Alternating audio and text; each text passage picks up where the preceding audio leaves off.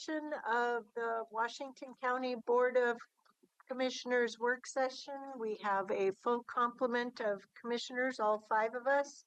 So without further ado, I realized that folks only had a half an hour lunch break, so folks are feeling a little rushed, but we'll pick back up with agenda item number 2, Metro to present the Supportive Housing Services Fiscal Year 25 Annual Regional Report and Recommendations.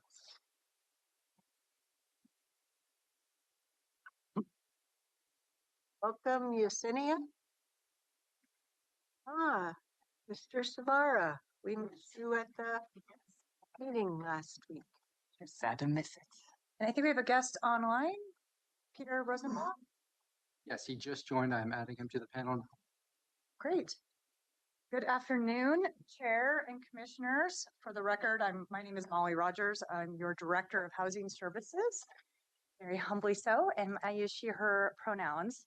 Today, I'm actually going to be joined, Jess Larson will be joining in a little bit, perhaps, well, they'll be for questions, but we also are here really with our panelists here, our colleagues. I know. No. Jess is born ready. Come on, Jess. Born ready. Make room. But I'm thrilled to be here with Yesenia Delgado, is the SHS Division Director at Metro, and well known to Washington County, Mike Savara, but today his role is at the SHS Oversight Committee co-chair, and online is Peter Rosenblatt, who will be doing also on the Oversight Committee. I just want to take this moment to share with you that we received news that Metro has a permanent housing director now, who is Liam Frost. He's been serving as the interim director over the last year. We're thrilled to continue this great partnership we have with Metro and the work that they're doing. As you know, Washington County, we also partner with not just Metro, but Clackamas and Multnomah County to carry out the voter-approved supportive housing services measure. This work reflects a shared regional commitment to ending chronic homelessness and net zero of other homelessness through long-term sustainable solutions that help people access and maintain stable housing. Today's presentation from Metro will provide an overview of that regional picture, how the system is evolving, what we are learning, and how regional coordination continues to shape long-term strategies. So this report really is an accountability tool. It's also a chance for us to reflect on our shared infrastructure we have built out over these first 4 years, as well as the challenges and opportunities ahead. That I'd like to thank Metro for its partnership and for the work that's gone into producing this report. I know that took a few extra meetings. And now I'll turn it over to Yesenia, Mike, and Peter. Thank you. Good afternoon, Commissioners. As Molly shared, my name is Yesenia Delgado. I use she, her pronouns, and I'm the SHS Division Director with Metro. And we are just pleased here today to share with you all an update on the 4th regional report that covers periods July 2024 through June 2025.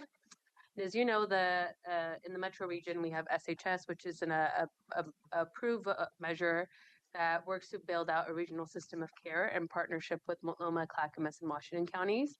And one of those requirements is that counties will submit every year what we call an annual report that will clearly communicate and demonstrate how the funds were used in alignment with SHS requirements, but also talk a little bit more about their progress to goals, maybe challenges, opportunities that came up during that year. These reports are then shared with Metro and the Oversight Committee, who undergo a process of reviewing those, analyzing that information, regionalizing certain components of it to draft what we call the Metro Regional Report, which is what the SHS Oversight Committee Annual Regional Report, which is what we will be sharing with you all today. And if we go to the next slide here. Okay. Slides up versus the actual report. Yeah, no worries. I could just talk a little bit more about the Oversight Committee, who was established by Metro Council to conduct independent and transparent oversight on behalf of Metro Council. So this is one of the main duties and opportunities that they conduct every year, is analyzing these county annual reports and creating this regional report that then is a synthesis and an analysis of the performance for each of the counties and Metro for the previous year. And then this regional report also includes additional information on challenges, opportunities, and recommendations to Metro Council on how to strengthen SHS in the upcoming year. I will just note that this regional report this year was drafted by the Oversight Committee in context of reforms that Metro Council passed last December that were aimed to improve regional systems through streamlining oversight, accelerating coordination, and ensuring that we are doing what we can to build out a regional system of care that has lasting impacts for people experiencing homelessness.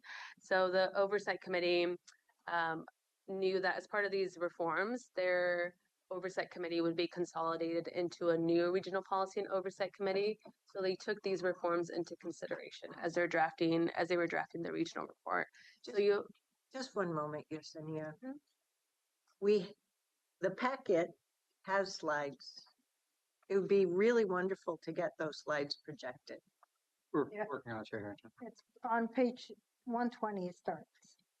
Page 120 of 140. We scroll down.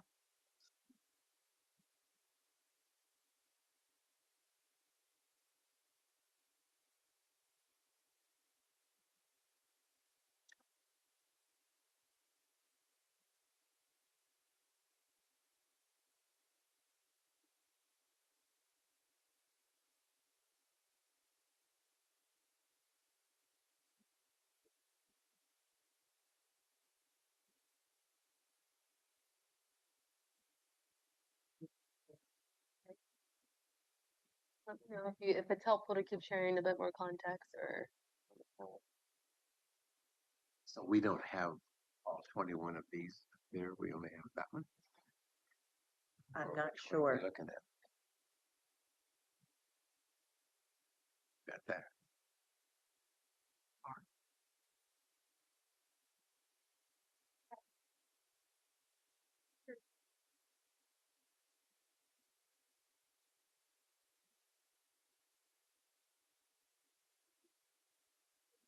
There we go.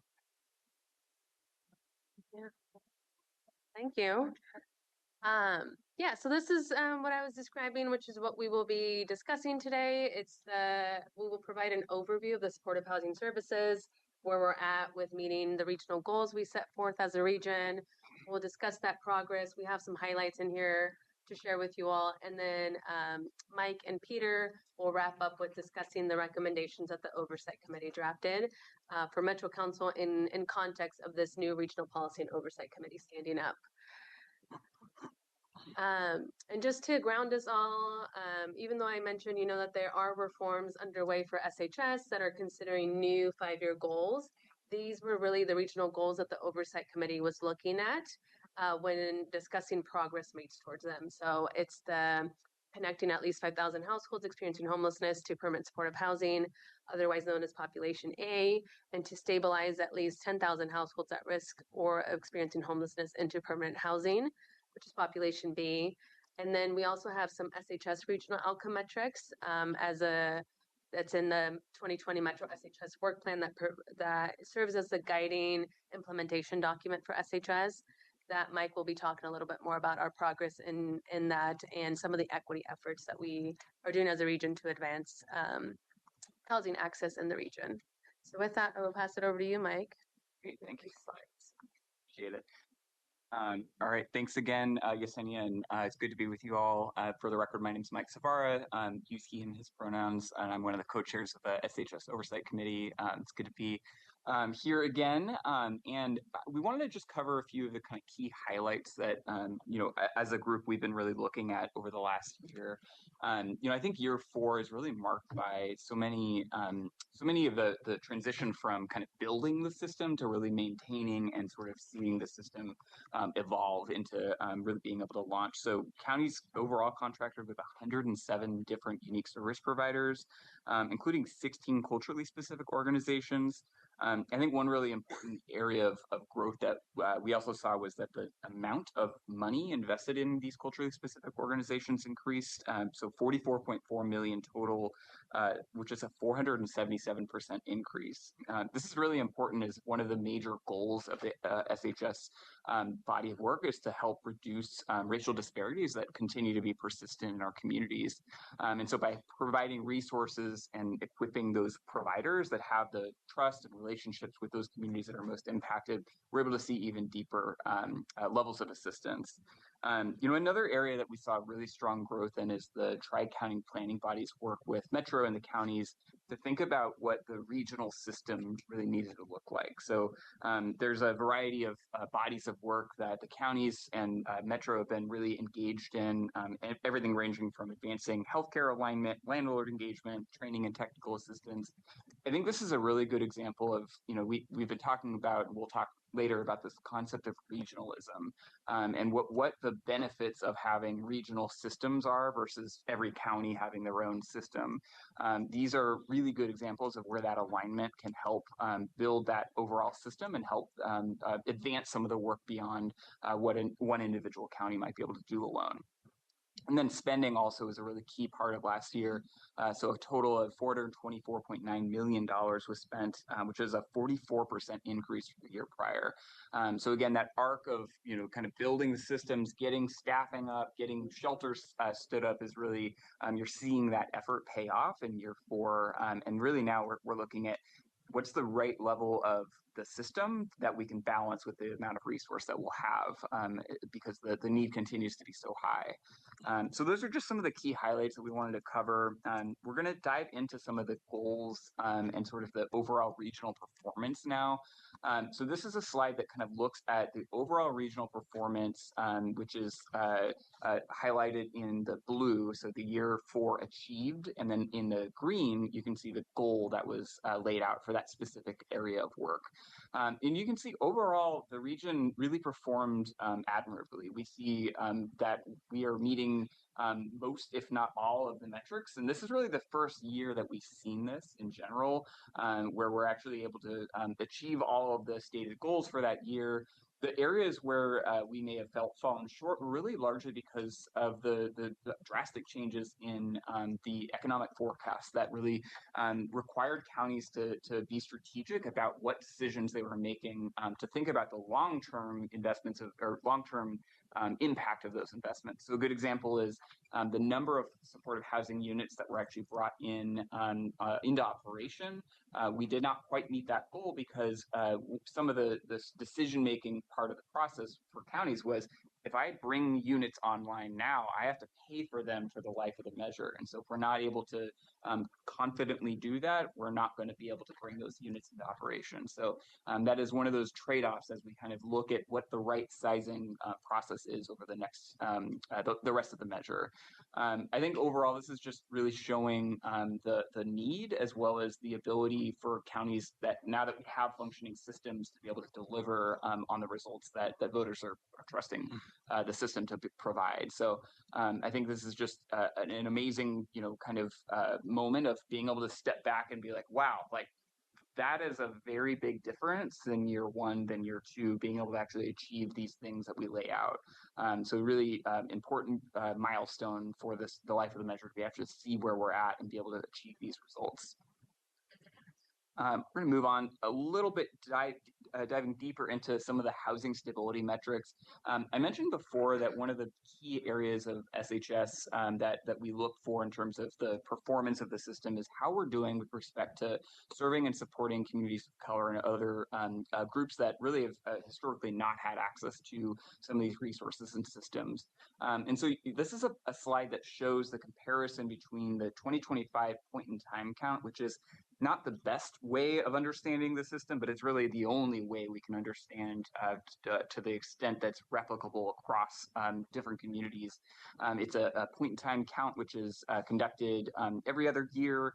So this is the 2025 data comparing to the number of housing placements, shelter, and preventions that we had during year 4. You can see here just overall that the system is serving people of color at a higher rate than they show up in the point-in-time count. That's really important because if we want to dismantle some of the consequences of the systemic racism and barriers that we know continue to exist and have existed historically, we need to be able to serve communities at a higher rate than they show up in the population that we're trying to support. That being said, we also know that the point-in-time count is accurate. It isn't always going to represent all of the different populations that may be experiencing homelessness, and homelessness looks different for different communities. It's possible that different communities may have experiences of homelessness that are more invisible. They're not going to show up in a count like this. So it's an important metric, but it's also something that we kind of look at to sort of help us understand how we're doing overall. Again, kind of diving a little bit deeper into some of the service delivery.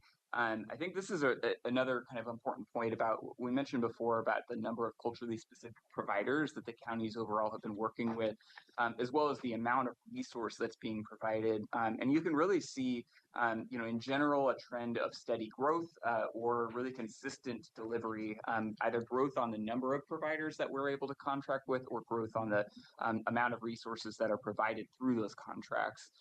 Again, that trend is really important because as we see the system be able to evolve and bring in more providers, we want to make sure that we're also thinking about those providers representing the communities that we want to continue to serve that have historically not had access. This is a slide that kind of looks at the engagement and decision making. This is another way of trying to understand how the counties and Metro, or in this slide, it's really just the counties, how the counties think about where they're getting advice from, right? And so as you all know, so important that we have representation on some of these boards and committees to understand both the perspective of maybe people of color, but also people that have lived through the experience of homelessness and housing instability. It's such an important part of how we understand how the system should change and modify and improve if we're actually having the people most impacted be able to drive towards those results and help the policymakers and decision makers really drive towards the right decision. So you can see overall the kind of percentages of people of color or people with lived experience that have folks that are in these seats that are part of these different committees that help make these decisions. So really excited to see the fact that we're tracking this, honestly, is a big deal. The fact that we can get this data and we can understand and move forward. I'll also just working in my day job at the state, I don't see every community being able to even have boards like this and understand the representation that they are or not getting. So it's really great to see that we're getting into the details of how we're getting representation as these decisions are so important. And then just kind of moving into the next section, I'm going to pass to Peter, and he's going to dive into some of the finances. Great. Hi, everyone. My name is Peter Rosenblatt, and I've been on the Regional Oversight Committee for 2 years. I happen to represent Clackamas County, which is where I do my work, but it's wonderful to be here in front of you today. Before I jump in to talk about the money, I do really want to give a special shout out and a thank you to Washington County and to the Washington County Board of County Commissioners for your active involvement in the regional oversight process since it began. A special shout out particularly to Chair Harrington, who has really challenged me over the last couple of years to think differently, and I've appreciated that. And more recently with Commissioner Wiley and your participation. Yes, Wiley. Washington County has been present on a constant and consistent basis, and we really appreciate that. So thank you very much. And thank you, Peter, for being a very consistent attendee as well as well-versed in the packet material. Yeah, thank you. We're now going to look at a couple of slides regarding the expenditures and the use of the funding. And this first slide, the main theme is really exponential growth. And so as we look at year 4, in year 4, the counties spent a total of $424.9 million.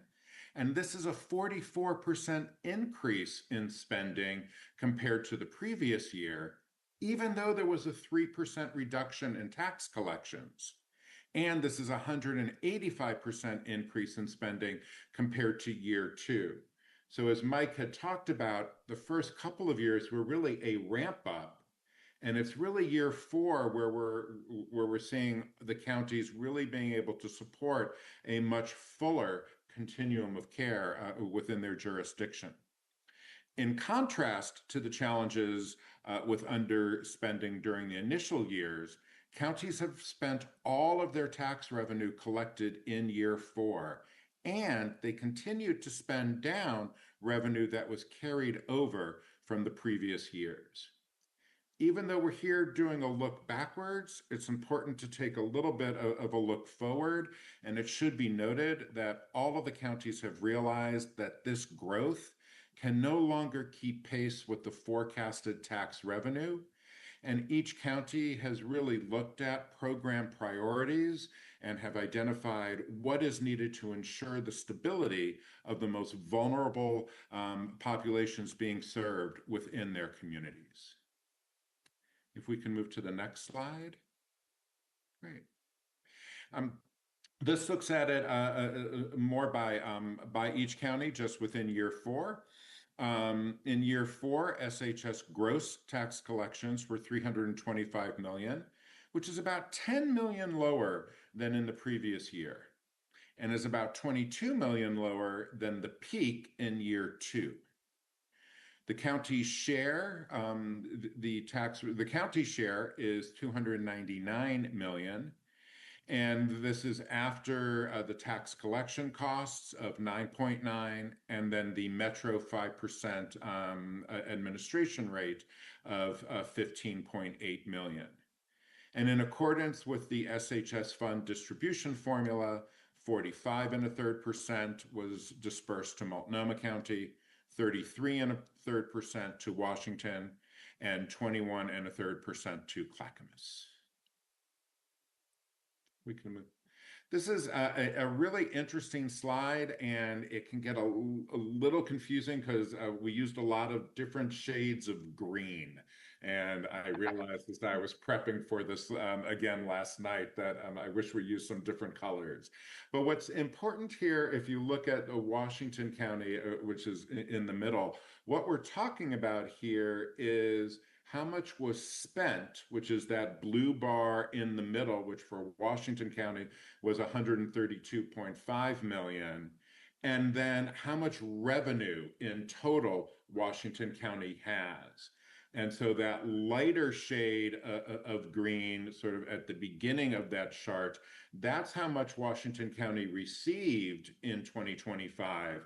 But as you can see, the blue bar is larger. So Washington County is, as all of the counties are, using prior year carryover money in a very planful way. And I heard it mentioned that Jess Larson may be in the room. If you're wondering what those prior year carryovers are going for in Washington County, Jess can certainly speak to that. What I can say is that all 3 counties have had a very solid plan for the use of their carryover. And in Washington County, the carryover was very intentional. Well, in the vernacular we use, or the vocabulary we use, is all of the remaining carry forward dollars are assigned. Yes. They're designated for specific use. There is no more to figure out how to put into practice. Exactly. And then if we can move on to, so this slide 12 really talks about the expenditures by program area, with the largest program spending was in permanent supportive housing with a total of 122.6 million across the entire region. This was closely followed by safety on and off the streets with 116.8 million. And that category includes both shelters and outreach. And the third largest category is system support costs, which was at 67.4 million. And that includes systems infrastructure, such as capacity building for service providers, built infrastructure, as well as other types of supportive services. And it should be noted that that the 14 million in county administrative costs represents 5% of the of year four's total expenditures and is in complete alignment with Metro's recommendation for county admin. And then if we could move to my final slide, which is about provider administrative rates. The Regional Oversight Committee was charged with reviewing administration or admin rates for Metro, the counties, and providers, and recommending any adjustments up or down from the suggested rate. Administrative rates refers to the percentage of a service provider's total expenses that are allocated to the costs of managing and operating the organization itself, including things like the office rent, the legal fees, accounting services, and other overhead costs needed to run the organization, as opposed to the money that is directly spent on programs. This slide shows the distribution of the provider administrative rates by their percentage.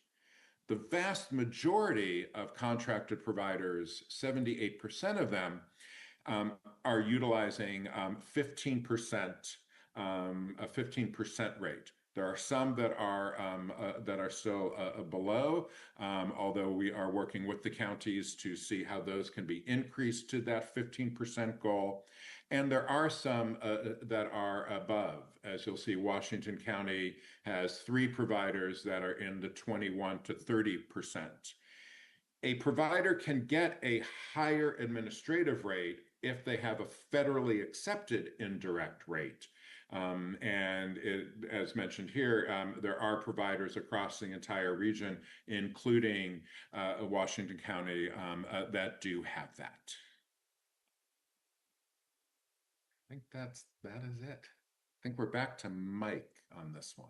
Thank you so much, Peter.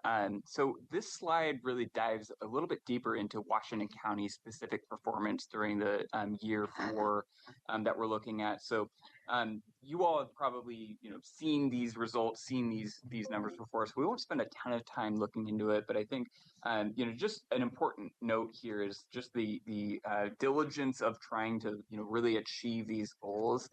As someone that really values when we set a goal as a community that we then go and try and pursue and achieve it, I really love seeing the fact that we were able to achieve all of these key goals. I think it's so important that we are following through on those commitments, because they really are the commitments to voters when we set a goal at the beginning of a fiscal year and say, hey, this is a big, lofty goal. We're going to try and, support, 450 permanent supportive housing placements, and then we go and achieve it.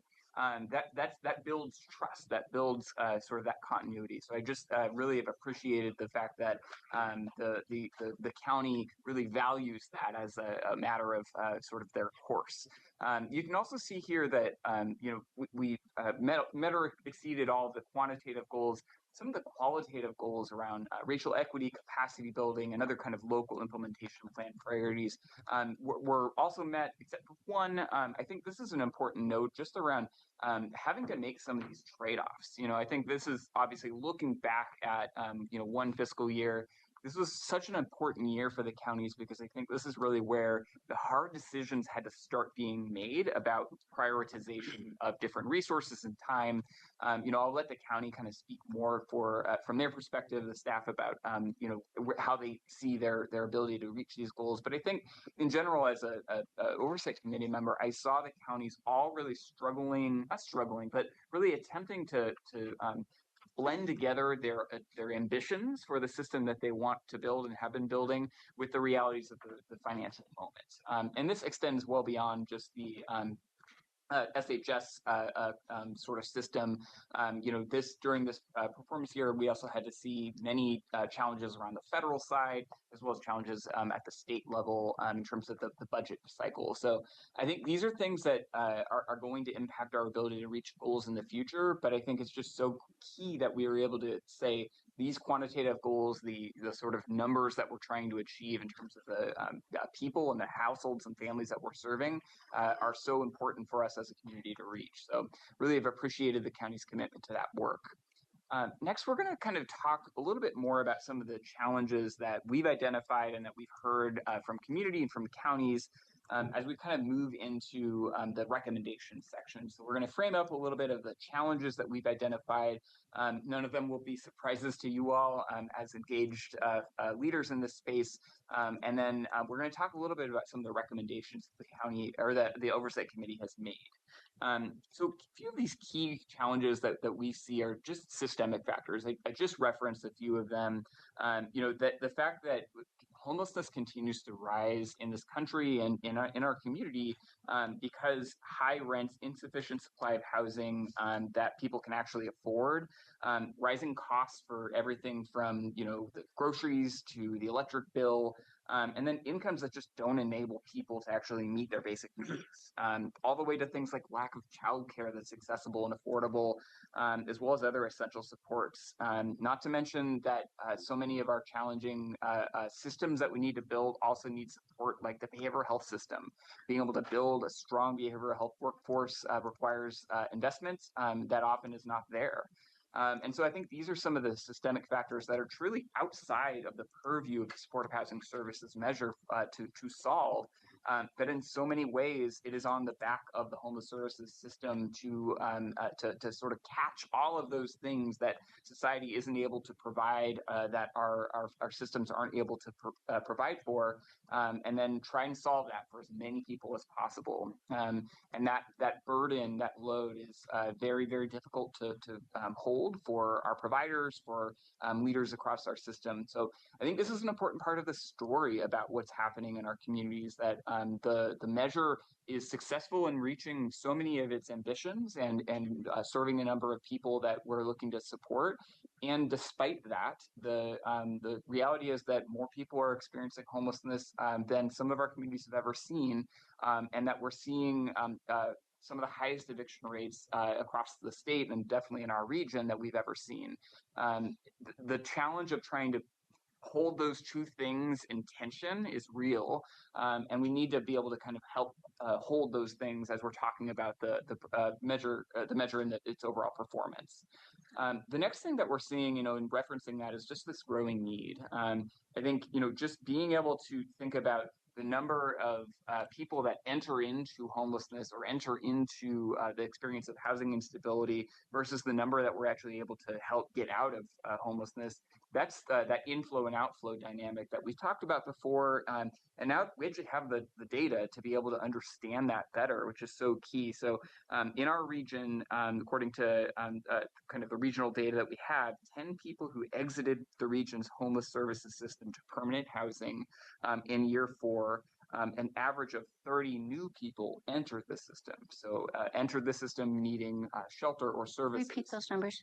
Yeah, so for every 10 people we helped end homelessness for using permanent housing, we saw 30 new people enter into homelessness or enter into the system.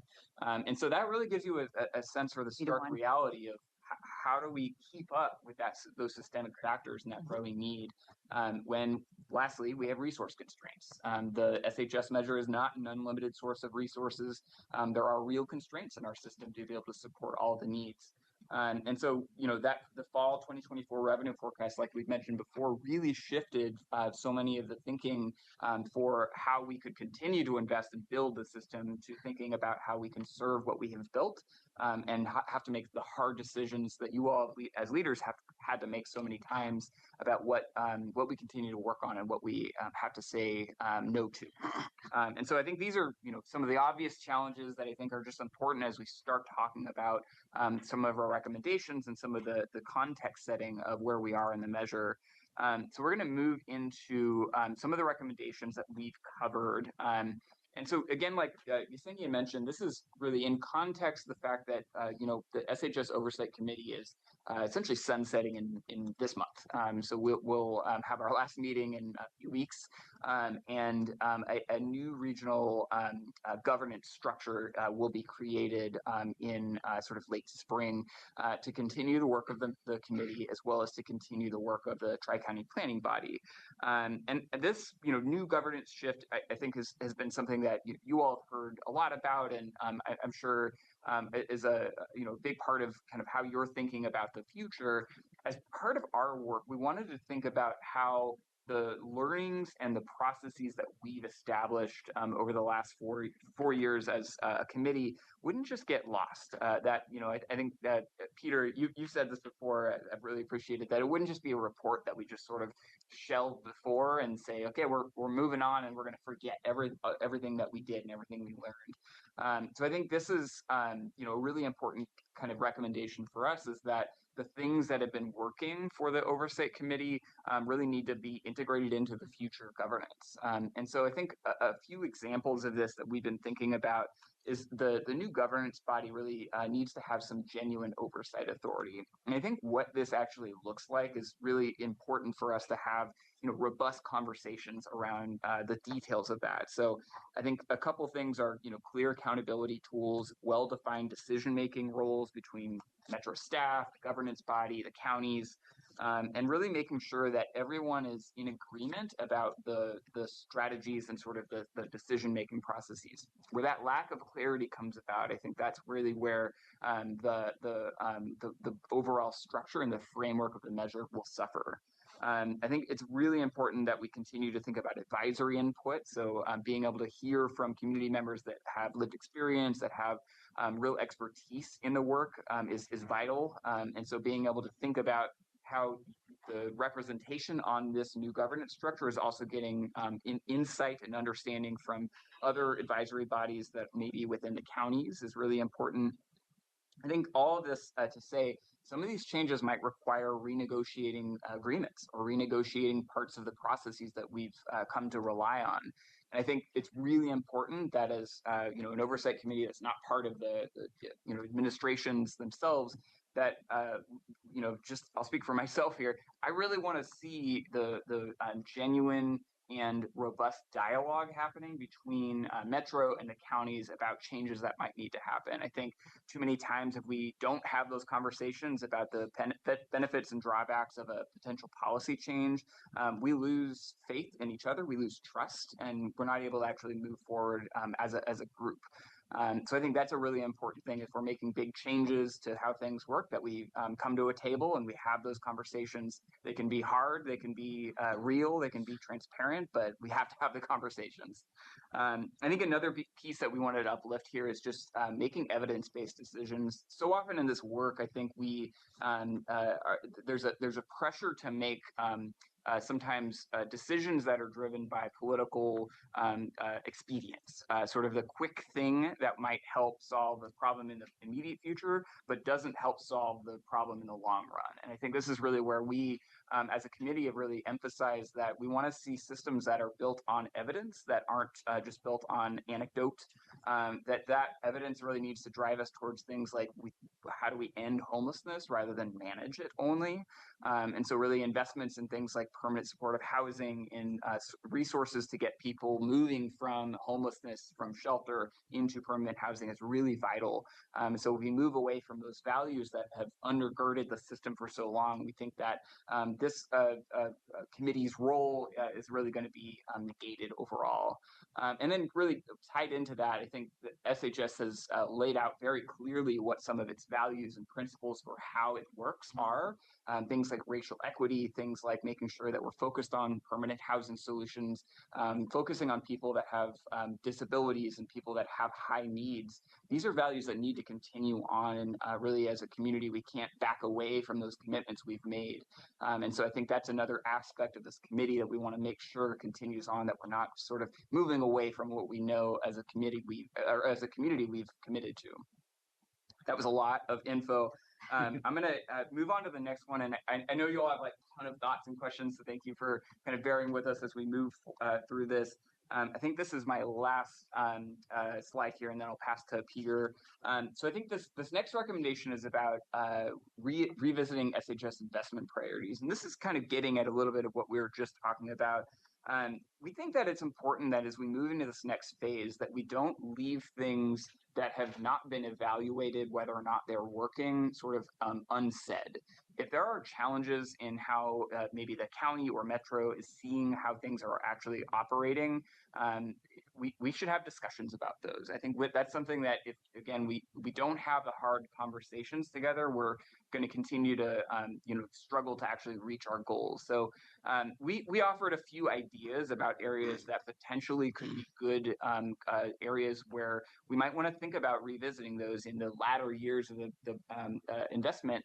Do these still make sense? Do these established goals and priorities still make sense? So a couple ideas are population A and B spending goals. That's a really important part of our oversight work and tracking.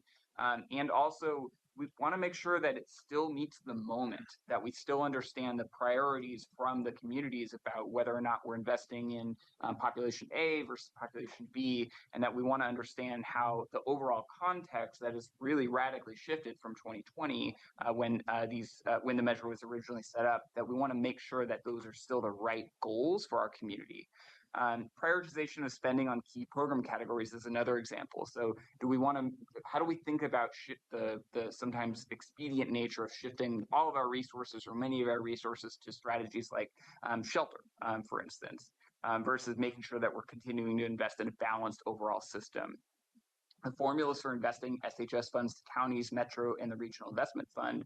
Again, I think this is an important part of the process. Like, we want to make sure that we're calling these out and not weighing in and saying, here's how we think this should work. But if we're moving forward without partnership, without conversation, and without really intentional thinking about where our dollars as a whole community are going, I think we're failing each other. I think we're failing to see the moment as partners and being able to really partner together about solving some shared community needs. So that might mean that we want to look at changes to some of these the percentages, but that doesn't mean that we move forward without each other. We move forward together as a community. And so I think that's a really important piece of just examining our priorities as a community. And then really just the strategic role of SHS funding in relation to those other fund sources. Again, our federal partners have radically shifted their priorities and how they approach funding priorities as a major funder of the system. That requires us to also examine our role as a funder of SHS services and sort of where we can most leverage. I think counties are experts at navigating different fund sources and trying to figure out the right fit for everything. And the landscape has shifted drastically in the last few years. But both at the state and federal level. So I think it's an important conversation to continue to have. These are just a few of the kind of context pieces. There are probably many others that need to be discussed, but I think it's an important time for us to sort of put these on the table and say, these might be things we need to dig into in the next year or two as we continue to refine the system and make it the best that it can be. Pass to Peter for the last few slides. Great. Thank you, Mike. Yes, I have the last two recommendations that the committee is putting forth. And the first one is really helping strengthen the understanding, or really, as I refer to as bridging the gap between the successes of the SHS measure and some of the community challenges that Mike had referenced. Despite SHS's positive outcomes, many people across the three counties still see high levels of homelessness. Building public support requires clear communication about SHS's purpose, its goals, its accomplishments, and the challenges. This includes sharing how our investments have moved people into stable housing, and at the same time explaining the gap between these successes and the overall growing need. Messaging should also highlight the limits of the homeless service system and the importance of the other funding sources, the local, the state, and the federal funding and policy support or challenges within this issue. As Mike referenced, there's been a significant shift within the federal landscape, both in regards to policy and funding. And now SHS dollars are needed to fill that gap instead of 5 years ago being able to enhance. And then the final slide is we really want to make sure that as the new committee is seated and begins their work, that they don't throw out what has occurred in the last 4 years, but really builds upon that. And so over the past 3 years, the Oversight Committee has put forward recommendations to strengthen SHS implementation. And many of these are multi-year efforts that are still in progress. Metro coordinates this work, and several recommendations are already part of the Housing Department's ongoing operations. The Metro Council and the new governance body should continue to track this progress, support the implementation, and ensure that these recommendations continue to move forward. And I think that is our last slide.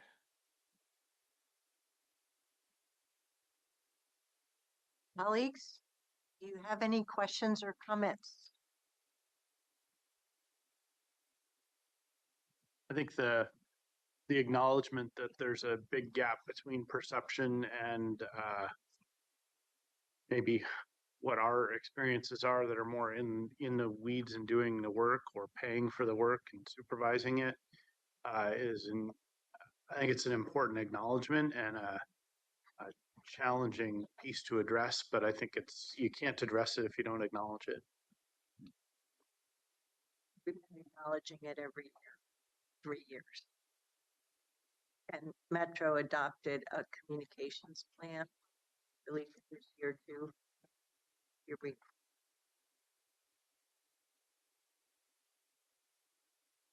To see you, both of you, and Molly, good to see you again.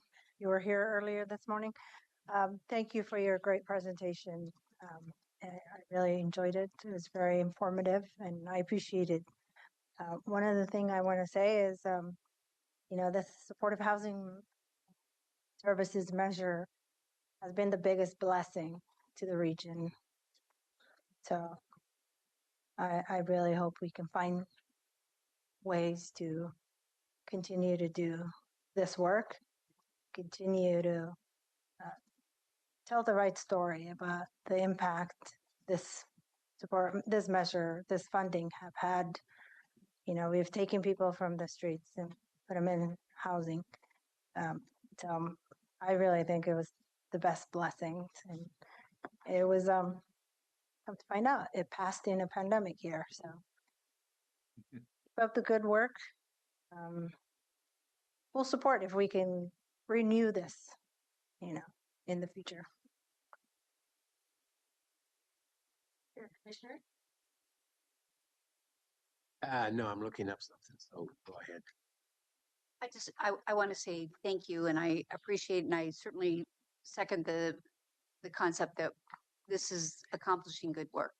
And I think what we do when we take a look at where we are to date with this program is look at where are we going.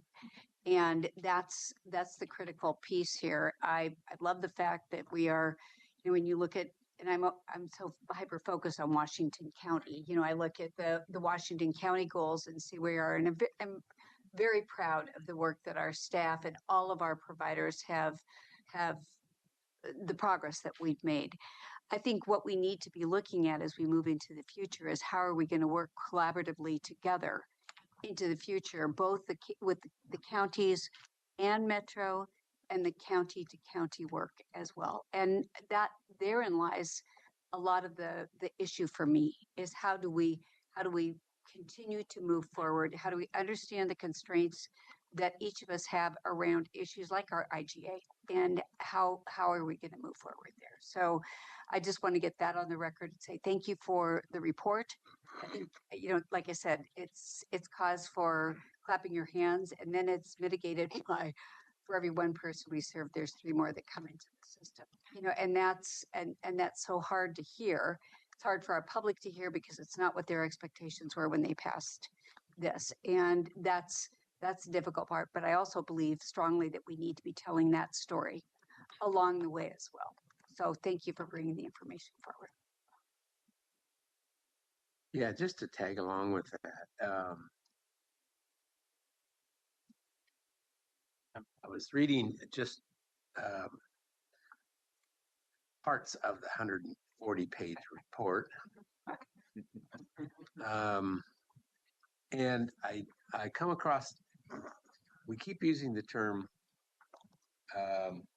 to end homelessness. But I really don't think that is a reasonable objective, because based on the statistics that we're seeing in the first 4 years, we're going the wrong direction in that. And I think when we put out a message that says we're going to spend this money, and at the end of 10 years, unless we can extend it, we're going to end homelessness, is an unrealistic expectation that we're communicating out to our voters. Now, realizing that in a couple of years, we're probably going to have to go back out and ask for an extension of this, just like what was considered a few years ago. But the messaging's difficult because I don't know how we do that.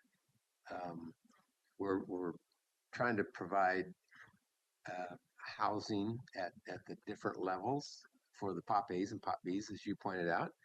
And so, yeah, I'm just, it's almost like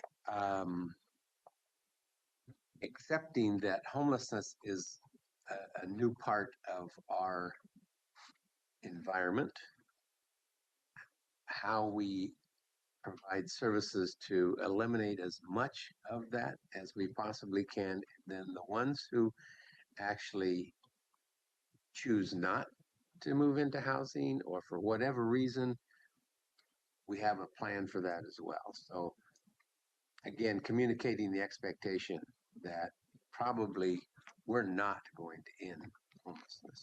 I mean, homelessness has been around forever, just in a very very camouflaged environment, living someplace else, not living on the streets. Anyway, that's just my thoughts. This great presentation and great information in this thing, and again, it's a huge report, 140 pages, lots of appendices, lots of information. So thank you for that. I'll wrap up, which is our norm. I want to say thank you, Commissioner Willie, for your comments. I remember the time when we were clear that SHS was set at ending chronic homelessness and ensuring we had net zero new homelessness. And I'm really dismayed that that is so lost. I don't argue the fact that we have increased homelessness in our community, in our regional community, and are struggling with that reality. But the total changeover feels like a lesson was taken out of our current presidential administration, and depresses me.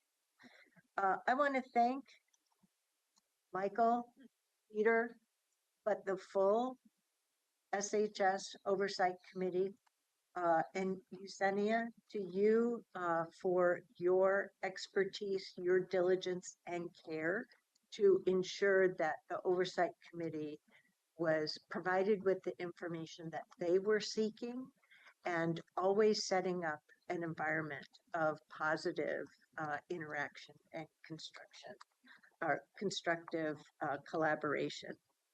I do fear that there is a great set of knowledge and experience that will be lost in the transition from the SHS Oversight Committee to the new Policy Advisory Committee, as well as the loss of the Tri-County Planning Body, and where regional goal setting for regional investments was set with strategies and implementation plans.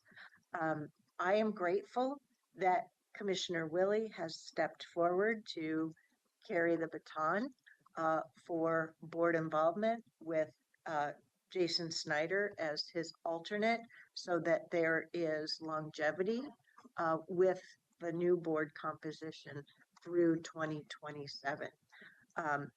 The load for SHS, as we well know through the number of work sessions that we've had and presentations over these last 4 or 5 years, has been significant. And it will continue, in my view, and increase with the transition, as it should for a societal crisis. So please keep up the good work. It's been tremendous. We are blessed to have public servants such as yourselves, that includes you, Peter, for investing your energies, whether they're online or in person. It's a heavy lift. May your hearts not be heavy during that lift. Keep going. I'm very proud of you. I'm very grateful as a 36-year resident of Washington County and our Tri-County region, and body willing, I will continue to have another few decades going.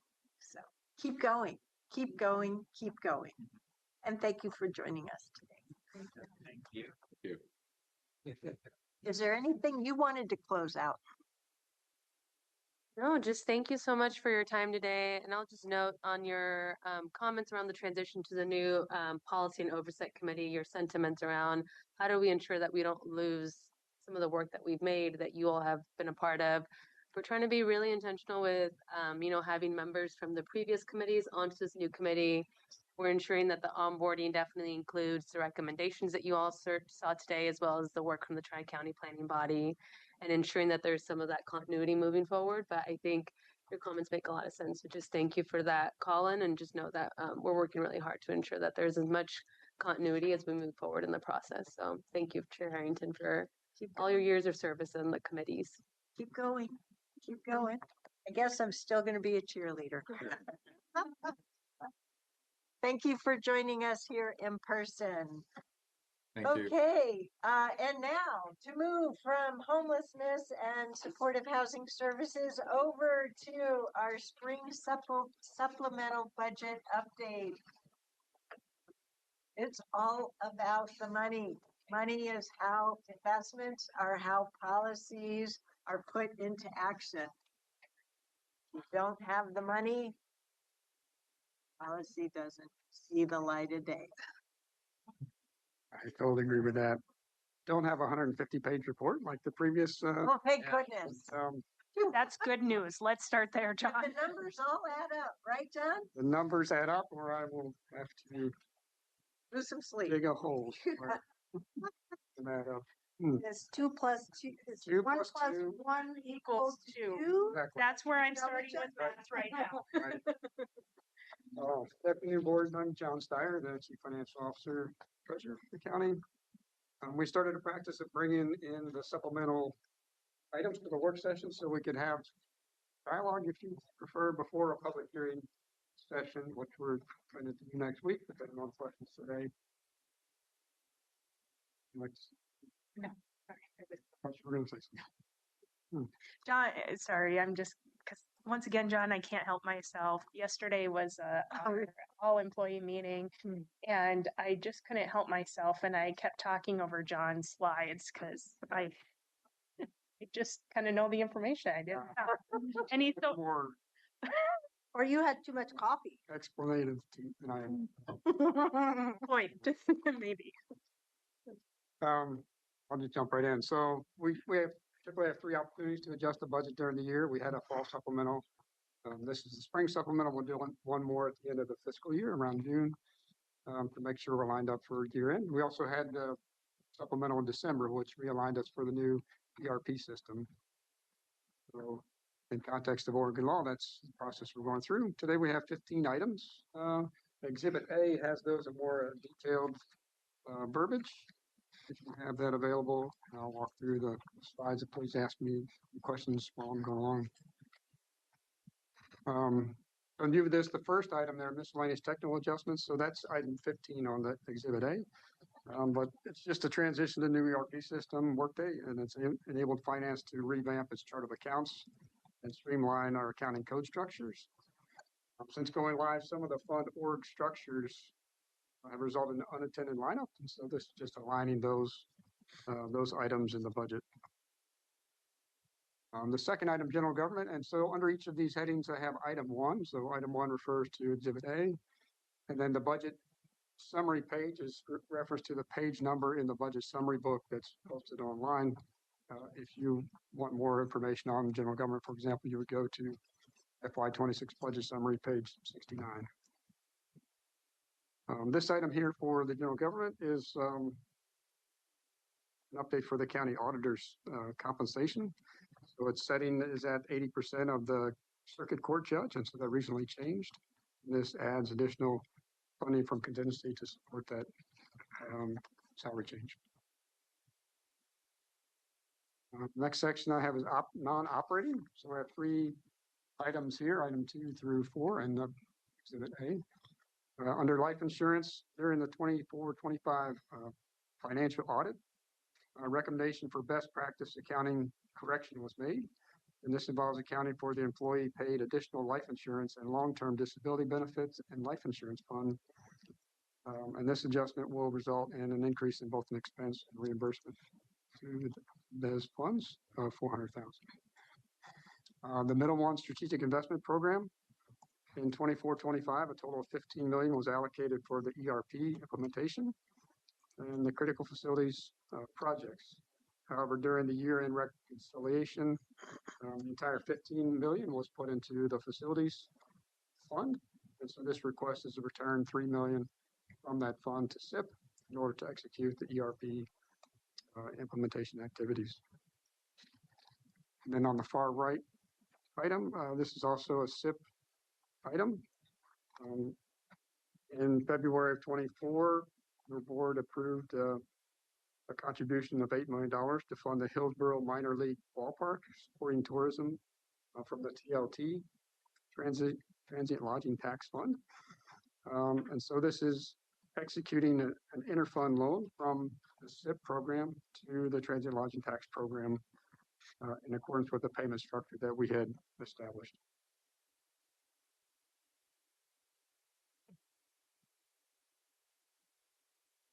On the public safety and justice, item number 5 in Exhibit A for the district attorney.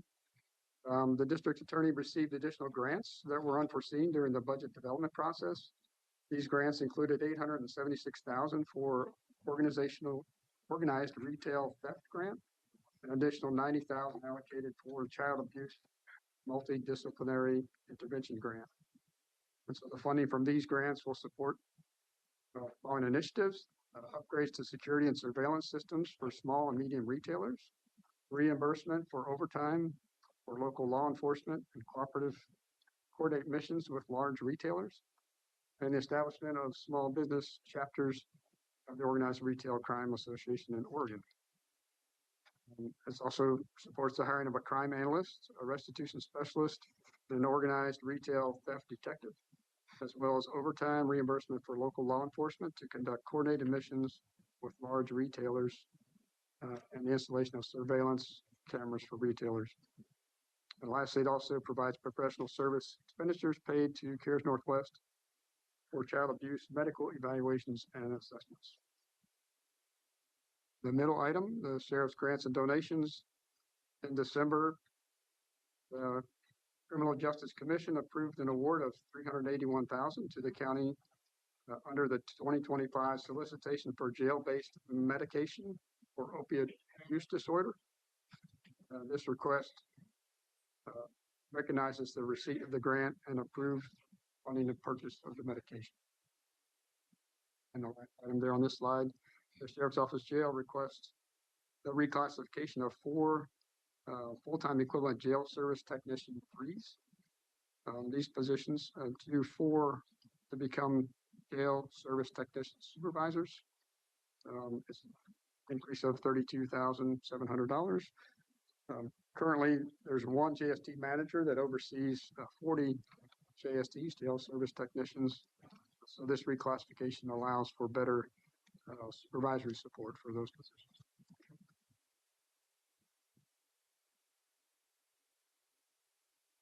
Housing, Health, and Human Services. Item number 8, first one on the left. In 25-26, funding for the Oregon Housing and Community Services was finalized in January of this year and significantly higher than an adopted budget. The amount of funds of 17,900,000 will be allocated towards rental assistance and participant assistance for support of homeless services provided by community-based organizations. A substantial portion of the funding consists of one-time funds for fiscal year 26, which are necessary to maintain current operations. Overall, the system capacity is not expected to expand. Center 1, the Metro Supportive Housing Services. The final Metro IGA included a planned one-time allocation of $10 million from Metro's unused administrative funds. The board had previously approved the use of the funds in 26 to address important financial gaps and ongoing budget capital projects, and to reinstate eviction prevention programs that were affected by state budget cuts. This supplemental budget request formalizes that decision and ensures that resources are deployed in a timely manner to protect previous investments and maintain essential services for vulnerable households. Funding will be used for eviction prevention and to fill capital project gaps. Now the last one on this slide, item number 10. For the deflection program. So prior to formalizing the deflection program fund, the county administrative office managed activities associated with this grant. And as of fiscal year 25, the total remaining unspent grant balance was $404,000. This supplemental budget request is to transfer the remaining unspent grant balance from the CAO fund to the deflection trust fund program.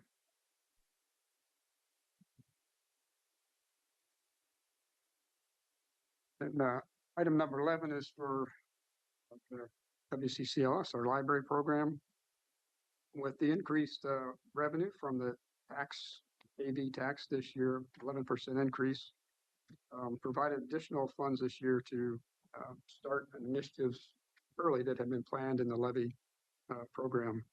So under your leadership, WCCLS and its city and nonprofit partners agreed to shift from a distributed model physical collection management to a centralized system. So this recognizes the revenue this year to implement centralized collections by July of 2027. The library is requesting 8 new positions, reclassifying 5, and increasing a half FTE delivery clerk. Changes align with the new funding allocation methodology adopted in October 25. Are supported by increased levy revenue beginning July 26. This centralization provides improved efficiency, reduces overall cost, and creates more consistent access to physical and digital collections across the cooperative. The approach is reflected in the partner's recommended base levels and informs the replacement levy rate adopted by the board and approved by voters in 2025.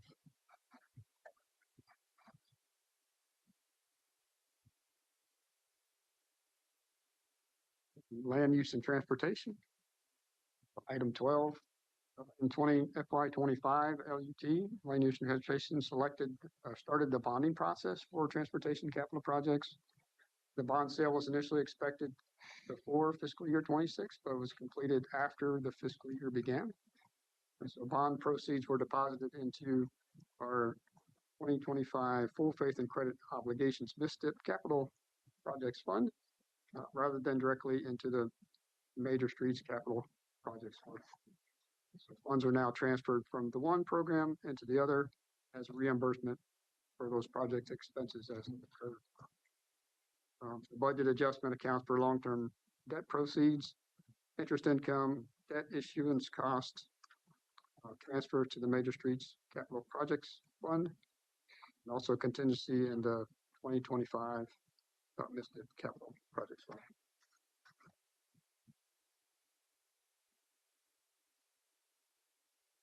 Item number 13 on the facilities capital projects. The county administrative office is reimbursing the facilities capital for unbudgeted capital outlay expenses associated with the PSB, our public service building, 3rd floor space reallocation tenant improvement project. This project achieves several long-standing space planning objectives. And then the last one, item number 14. As a parks, they're approved to receive 300,000 grant from U.S. Bureau of Reclamation for capital improvements at Scoggins Valley Park. This funding supports the development of a campground and visitor center, as well as improvements at Eagle Landing Park. The U.S. Bureau of Reclamation grant requires matching funds, which will be provided through Parks Open Spaces Opportunity Fund. Upgrades to the county parks are qualified use of this fund. Additionally, the professional services expense for Parks and Open Space Opportunity Fund will increase by $17,000 to address potential needs for qualifying forest management services. Is that last one a new grant? Or is it dotting the i's and crossing the t's on the prior grant? The 300,000 grant, it led 3 million. 300,000. 300,000. I had a typo.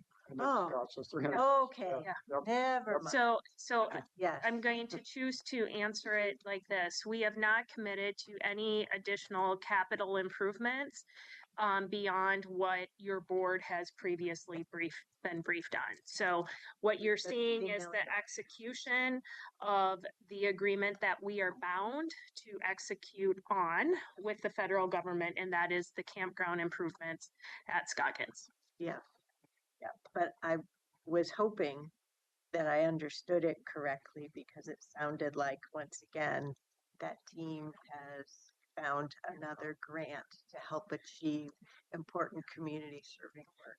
And that's what I was hoping to deliver on. Yeah. But Well, let me just, I want to just speak very positively about Carl Switzer's leadership. He continually advocates for needs, not only capital, but also operational, and the stewardship that the county takes on by management of all of Hague Lake. And so we have seen over the years, I don't have the number at my fingertips, but the federal government continue to increase our operational support on those grounds. And so I just really want to call out just Carl continuing to advocate for really that responsibility the county chose to take on, because we don't need to do that on behalf of the federal government.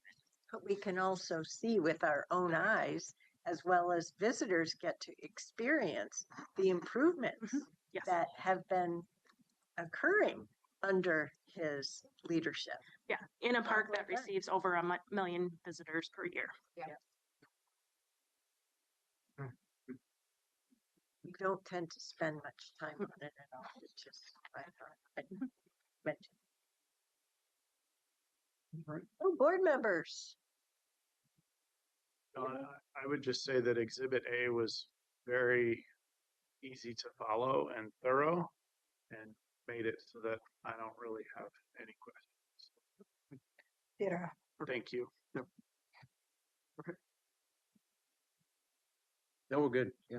Yep, All right. all good. Thank you. Let's make it official. Our next step will be public hearing the next week. Thank you for the clarity that you always provide for us. I really do appreciate it. And I second what Jason was saying. The information's here, I can read it and I get it. Well, and just for maybe members of the public who are viewing this, this is a process improvement that we've put in place within this last approximately year, give or take, under John's leadership. And part of that was ensuring the board had the time to ask questions and not just going to the official board meeting for action. So appreciate staff going through this. Thank you. So board members, are you okay with our moving to item number 4 early? I'm good. I'm gonna grab some more, so, yeah. Okay, up next.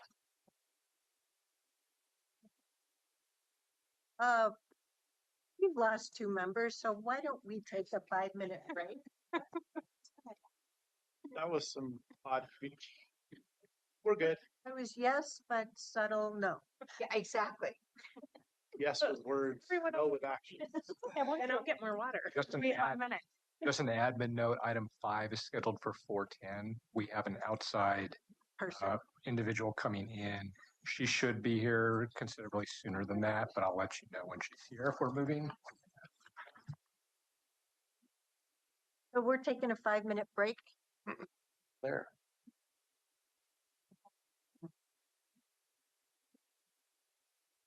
Announcement.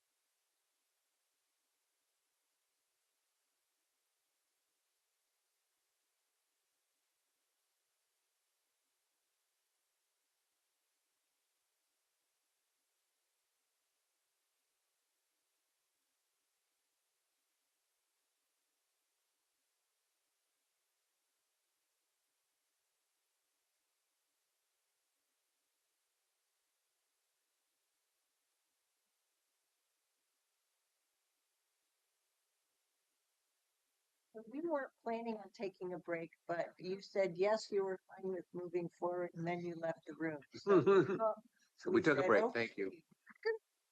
Thank you, Chair. Sorry, Welcome back, Commissioners. We are now live. Over to you, Chair. Okay. Thank you very much. We're picking back up on item 4. Take it away, team. All right, thank you, Chair. I'm Stephen Roberts. I'm the Land Use and Transportation Department Director, and I'm joined by our Assistant Director, Aaron Wardell, and Senior Planner, Kimmy Sloop. We're here today to update you on the Urban Services Framework Project. We've been at this for about a year, I want to say. And we briefed you early in the project on the scope of the project, and now we want to come back to you and sort of give you a status update where we're at. Some of those early conversations really illustrated for us the benefit of providing a kind of Urban Services 101 backgrounder that would be very useful, and I think will have a long life beyond just this project. So we're excited to start sharing with you the results of that work. And then this is foundational material that we think is going to be really helpful for any future conversations around policy changes that may be considered in future efforts. But we think this is a really great first step in that process. And then I want to just share that we'll be back in the summer to talk more about the project's more detailed findings. But we wanted to give you just a little bit of a quick preview of where we're going with the project. And I think that's enough for me. And with that, I'll turn it over to Aaron. Thank you, Stephen. So our presentation overview is that we will cover the project overview. We will then provide you with the foundational information about the provision of urban services that we've collected to date, and then share some of our initial observations.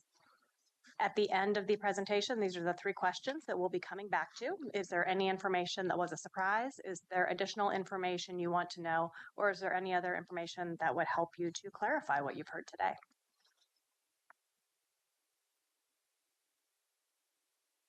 So this project is a partnership with the cities of Beaverton and Tigard, and I'm pleased to share that we have our staff partners in the room today, Lee Crabtree from City of Beaverton and Sambo Kirkman from City of Tigard.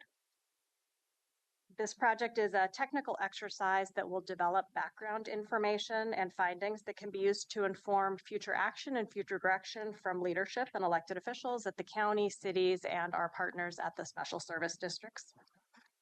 If determined appropriate, at the end of this project, some examples of continuing work could be updating our existing agreements that we have through the urban planning area agreements and the urban services agreements, developing new agreements, establishing new policies around the provision of urban services, or direct future community engagement work.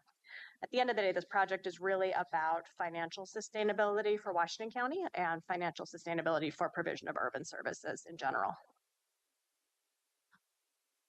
So the project scope of work is focused on a selection of case study areas and a subset of the urban services that are provided. While we are doing an inventory of all urban services provided to the urban unincorporated area, we really narrowed our more detailed technical focus to these case study areas and to the urban services that are required by statute and that are in some control of the county. As we go through the presentation, you'll see that there's other types of urban services out there. So while you're going to learn about them today as part of the foundational information, we won't be providing a deep dive on technical information about those services.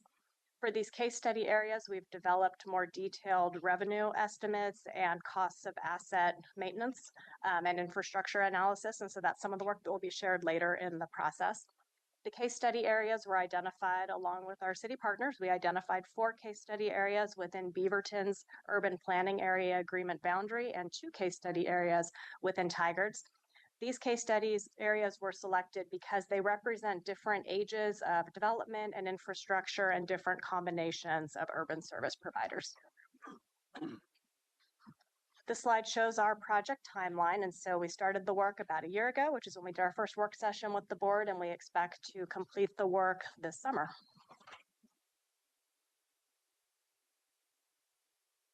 The important point to start with is that provision of urban services is really complex. There are multi-layered interrelationships between the county and the cities and our special service districts in Washington County.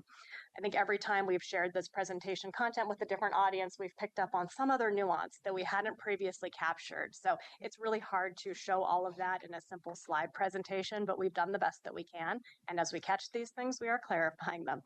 We think that it's really important for leadership and elected officials to have the same foundational information before we can move forward with any outcomes from this project. And so we really see this as setting the stage for future conversations about our findings in the future.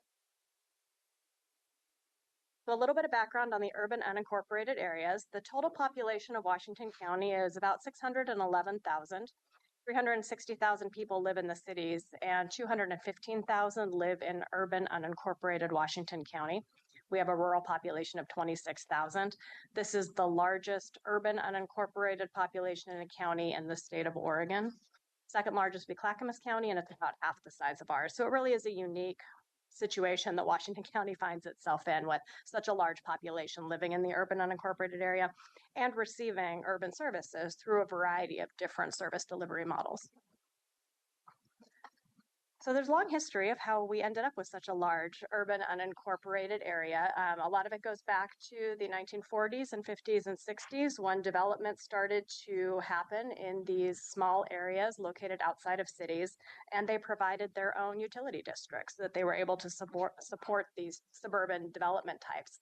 By the time Oregon land use law went into effect in the 1970s, and by the time we created our urban growth boundaries, a number of these communities already existed. So we have a wide range of infrastructure and development ages in the unincorporated area. Some of it does go back to the 40s, and some of it was very recently built. The other note about urban unincorporated areas, this is not a surprise to the board, but a lot of people living in the unincorporated areas don't know that they're in unincorporated areas because they have a mailing address that is the name of a city. And so that's something we deal with on the third floor, providing public services all the time. Oh, but my address is Beaverton. Yeah. So Aaron, exactly. I didn't ask this during the briefing, but I guess I want to just clarify. The first time there was urban unincorporated stuff that was allowed to proceed in Washington County was in the 1940s. Is that? No, that's not true. There are older communities, Metzger and parts of Aloha, and some areas that had older development patterns. I think what really took off in the 1940s was really just the post-war boom, where we started seeing a lot. So that's when it started to really proliferate. More of the suburban type tract home developments that we're used to seeing. Those would have popped up in the 1940s. But yeah, there's individual smaller communities of homes that would have predated that probably. Some of them have been around for quite a while. So, but in the initial part of this, you know, I've been in these discussions for 20 years on annexation and all of that. And it seems to me like the county was pretty intentional early on about not requiring annexation. And so hence we got this 215,000 people that in the UUAs that kind of are there by design. And now and to me, I guess thinking about that is that there wasn't an infrastructure connectability to a city, so they just kind of stood alone at that point in time. And then as time grew, they did have that, but then nobody wanted to be part of the city. So I don't know. It's been an interesting conversation, but. Yeah, and I think some of that comes from the fact that because those areas as they were being developed were so far away from an existing city, it didn't make sense for them necessarily to be a part of the city. And so they developed their own utility services, and then areas next to them could keep growing because there were urban services available. And so there wasn't really a reason for them not to be allowed. And to your point, the county wasn't taking a proactive approach back in 1945 or whenever this was happening. But there are many areas that did incorporate. I mean, I assume that's how Forest Grove started, or Gaston, or wherever. And urban unincorporated areas have also incorporated over time. So as cities have grown and annexed areas, some areas that were unincorporated maybe in the 40s or even up through the last 10 years have been incorporated into the cities. And even some of the cities are relatively young. If you think about, I think Tigard incorporated in the early 60s and Durham and King City in the mid 60s. So those were unincorporated urban areas, and in some cases we didn't have an urban growth boundary, but they were unincorporated communities for quite a long time. Yeah, it's a very interesting history and it's very dynamic. Oh, that was an odd slide. That was a part of it. That's cool. It's one piece of it slipped off. Okay. Okay, so Oh, that looked odd.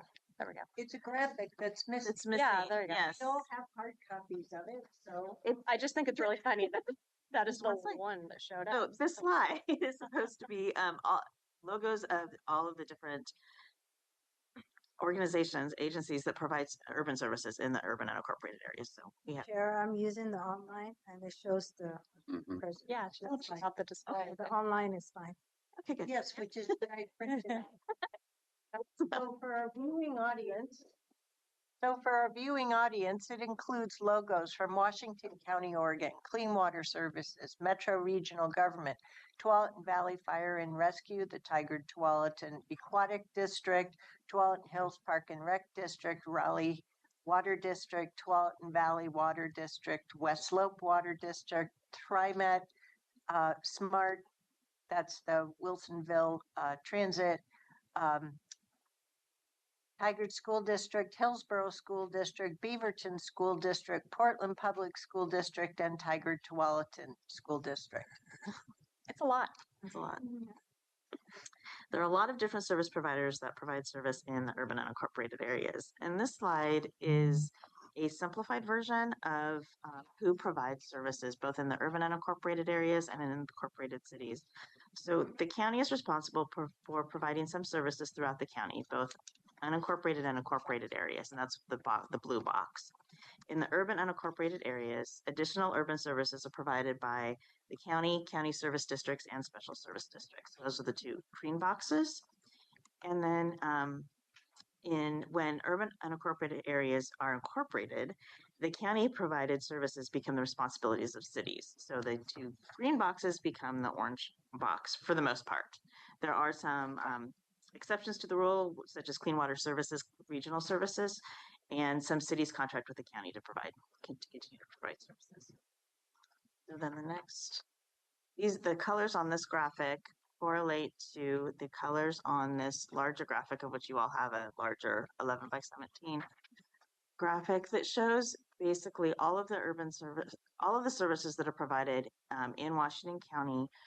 The blue is what's provided by the county throughout the county, including cities. The green is what's provided in the unincorporated areas, both urban and rural, by either the county or county service districts. And then the gray is what's provided by special districts.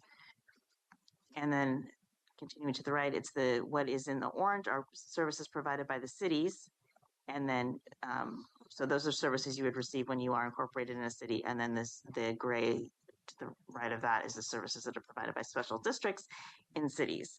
The ones with the checks are services that are mandated, and the services that are highlighted with the black box are those that are provided both by the county and the cities, although the level of service might be different. So this is just to give you a really big overview of all of the different services that are provided. I was just going to make a quick observation. This just occurs to me for the first time, having seen this graphic dozens of times now. But if you look at the list of services in the orange, that sort of, if you live in a city, that subset sort of replaces what's in the kind of turquoise or light blue, light green color on the left side. And so you can see there's a broader range of services, clearly, like additional services that are provided when you live in a city. So just a quick visual observation there. But I think the table and the amount of footnotes all, again, I think speak to that complexity that Aaron touched on earlier. Just there are a lot of interesting relationships that happen because of the overlapping geographies of the cities, the county, the special districts, and the county service districts. Yeah, I love the check off that you have. I think it sort of tells the story that the magnitude of the responsibility on counties, right? Like to have to do this because of a statute out there. Mm-hmm.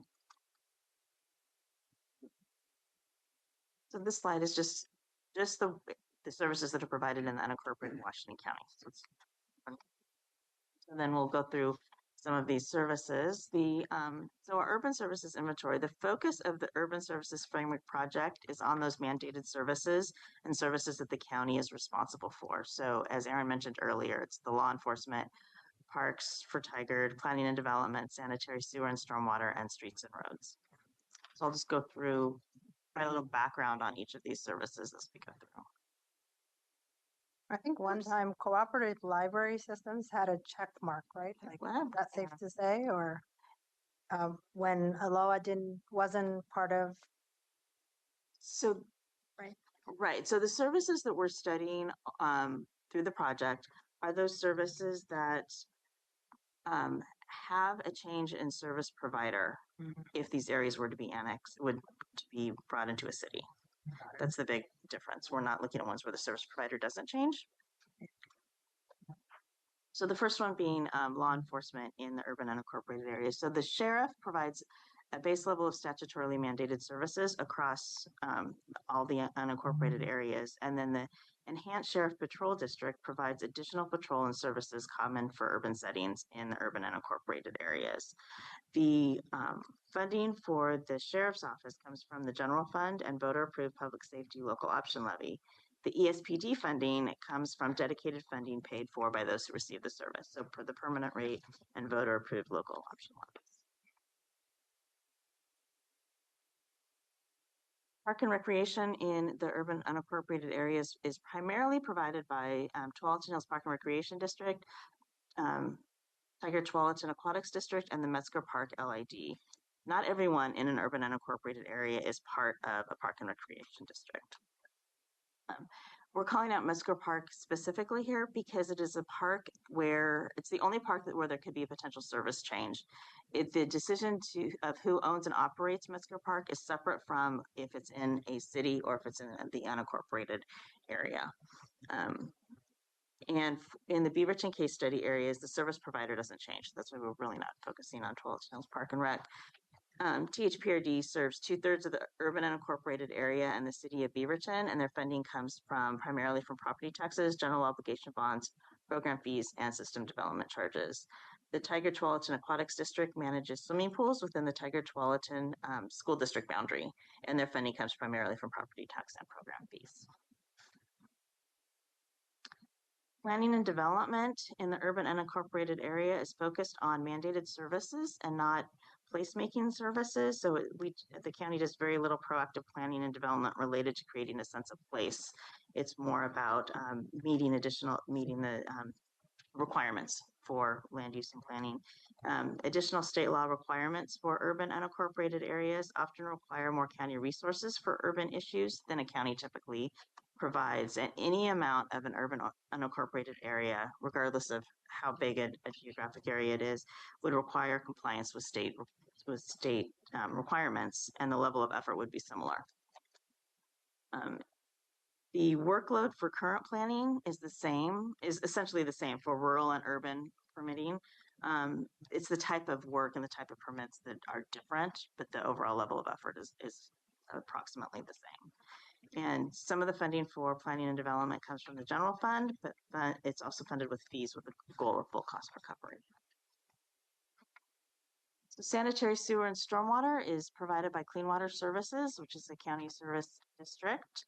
It's operated as a separate entity from the county. Clean Water Services provides regional service in cities and urban unincorporated areas, and it also provides local service in the urban unincorporated areas. And the funding's from user fees, system development charges, and associated other fees. Streets and roads are provided by a variety of service providers: the county service districts, the state, and private property owners. This slide covers the work the county does with maintenance, operations, capital projects in the urban unincorporated areas. Additional services from the Urban Roads Maintenance District and the Service District for Lighting are paid for through dedicated funding from those businesses, residents, and property owners who benefit from those services. And then we get into the services that the project is not studying, like the libraries. Those are other services that are provided in the urban unincorporated areas that we inventoried, but we didn't study these as part of the urban services framework analysis for a boundary change because they are either outside of the county's control or the service provider does not change or the level of service does not change.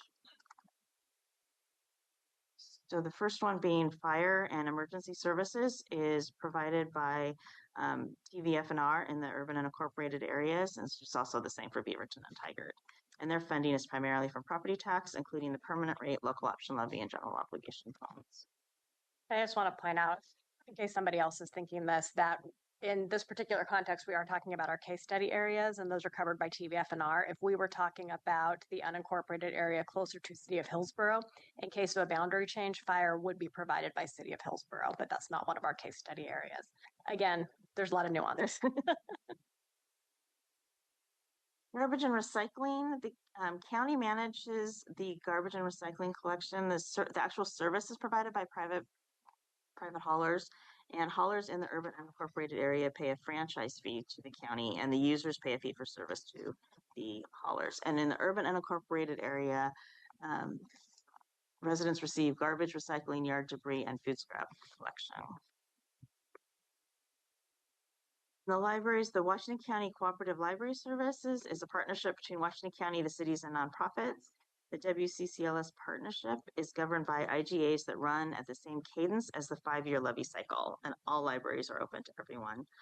Funding comes from the county, cities, and nonprofits, with the county funding sources being the countywide library local option levy and the general fund, and partner contributions are from city tax base and nonprofit fundraising. And then beginning in July 2027, when the start date of the next levy, the WCCLS will start providing physical collection in addition to the digital collections, which will reduce what the libraries are responsible for and should reduce their costs. The Metro is a metropolitan service district that provides regional services inside their boundary, which is the urban areas of Washington, Multnomah, and Clackamas County. And their funding comes from property taxes, user fees, and dedicated funding depending on the service.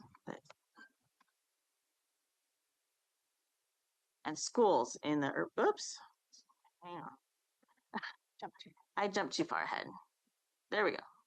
Schools in the urban unincorporated area. There are several school districts that serve the urban unincorporated area. In our case study areas, it's Beaverton School District, Portland Public Schools, and Tigard-Tualatin School District.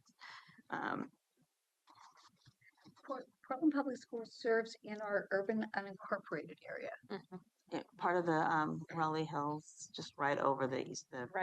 I'm in the city of Portland, served by Portland Public Schools, but I'm in the city. Yeah, that's why I was raising that question. There's a little area.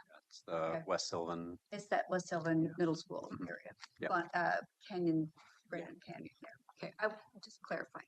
Yeah, school district boundaries are their own thing. We actually have a newly built subdivision that's split. Yeah, it's split between Portland and Beaverton schools in the same subdivision. Yeah,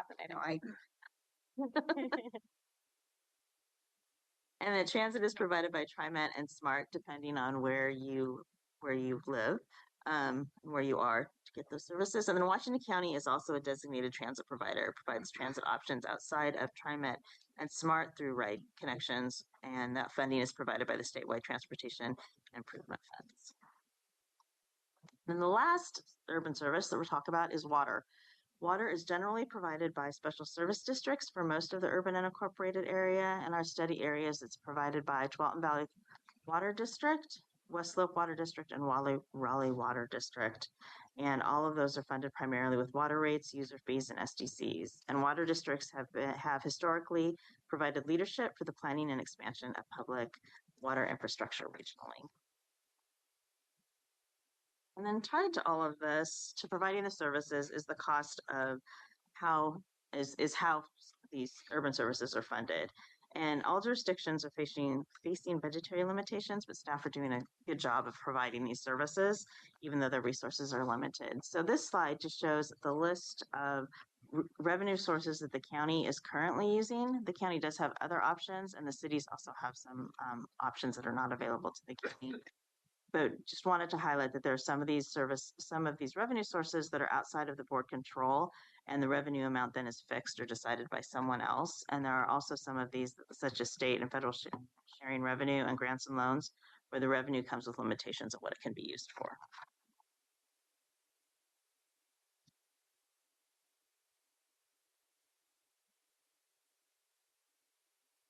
Next session talks about just the difference between the cities and the county. So this goes back to, again, just a reminder of who provides the services, so that in the incorporated cities, everything that was in the green becomes the orange, the responsibility of the cities.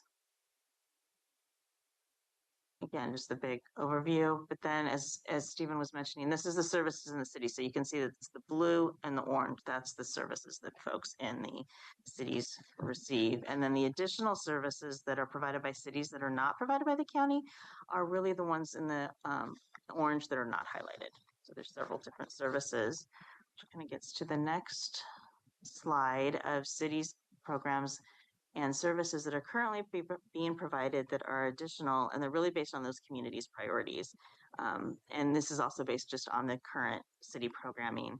So the types of programs and services that are listed on here are provided by cities. And some of them are also provided by the county, but not at the same level. So they're provided at more of an urban level when you're in the cities. An example was like the economic development, or the community engagement, code enforcement examples. Many of the city's programs and services are designed to create a sense of place and identity for the city, which differentiate it from the neighboring cities. And the other kind of big difference between cities and counties is representation. So the bigger the area, the more people each elected official represents. County commissioners have more people to represent than a city councilors. Shown here. And I have shown. And yes, you get all the 600,000. I don't exist.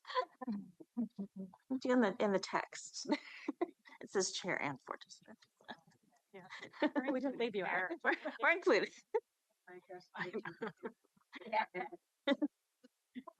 But not in the graphic. Okay. Yep.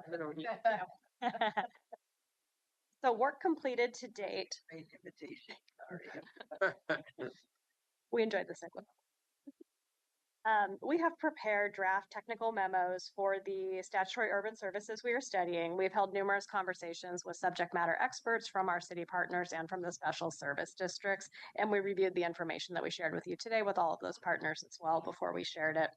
We have developed high-level anticipated revenue and service levels, operations and maintenance assumptions based on the input that we received, and we are developing library of resource documents and technical information that we've used to inform some of this technical analysis. We did have to do some strategic simplification as we're gathering this information. It really represents a snapshot in time as far as assets and the conditions of those assets. But the information is intended to provide an order of magnitude projection of how much additional revenue could be generated by these areas and what the cost of maintaining infrastructure and providing services would be. So what the analysis is showing so far is that, again, a theme of this, providing urban services is complex with a lot of different layers. In the urban unincorporated area, the county provides base level countywide services, primarily those things that we are required to do and things that we're mandated to do.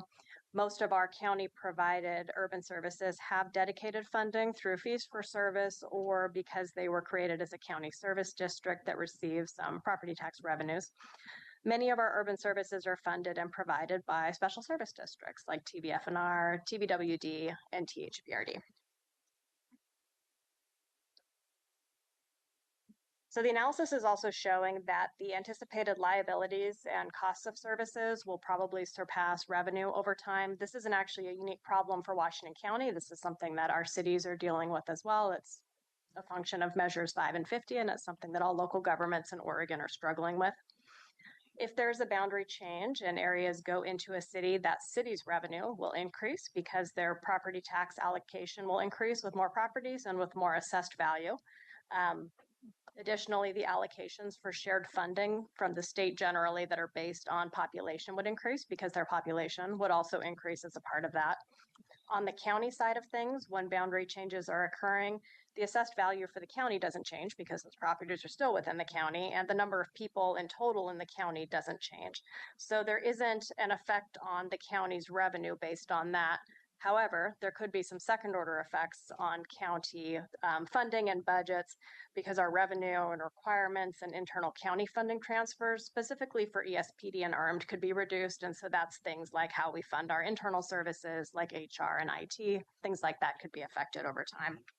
I think it's also important to acknowledge that for the county, if some of these large county service districts like ESPD and ARMED are reduced in size due to economies of scale or reduction of economies of scale, there could be some implications for what they're able to fund going forward.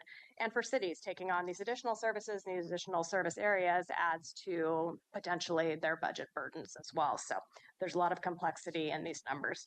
And our analysis did not consider timing of when these boundary changes could occur. So again, it's a snapshot in time, making our best guesses over the next 20 years.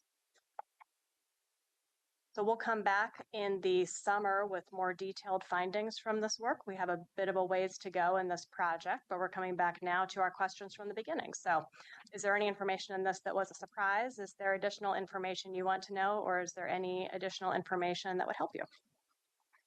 Are you asking us to answer these questions if we already did this in a brief, like, are you asking us to do it all over again? Not necessarily, but if you thought of more questions today, or if there's something you'd like to ask. I had an hour briefing and we spent 40 minutes talking about those things. Yeah. So we're not going to, I'm not going to reiterate all that now, I don't think. Yes, but if you're coming back to us in the summer, if we don't hear a summary now, then how will we know not the specific source, but that you've learned that there's additional information you want to provide?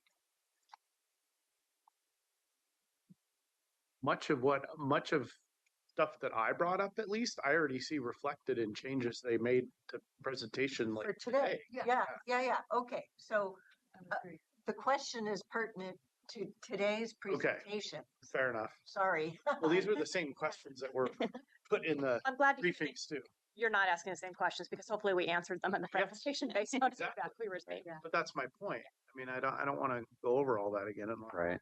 And one thing I could suggest, Commissioner, to your question is if there were things that you felt were revelations or just new information that you hadn't seen, this is your chance as a board to discuss this as a body. Yeah. Sure. So if there are things that you're interested in maybe sharing out with the other commissioners, this is a good opportunity to do that. And then obviously we have members of the public that'll have access to what we're seeing today too. So.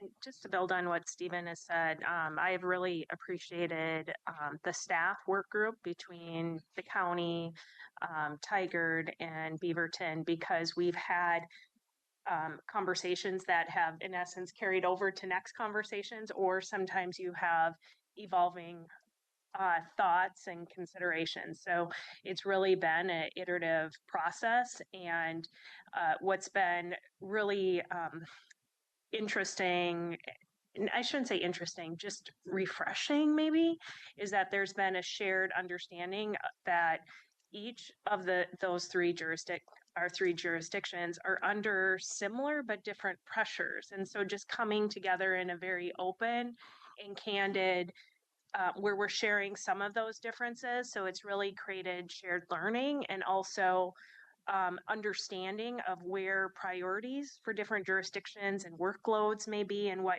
different individuals can carry. But I can confidently share that from all three, the concern on future revenue and I'll call it a liability, whether it's infrastructure or service, and the concern of funding that over time is really shared between all three at a staff level. So how about this? And thank you for starting us off, but we may still be with you, Jason Snyder. Sure.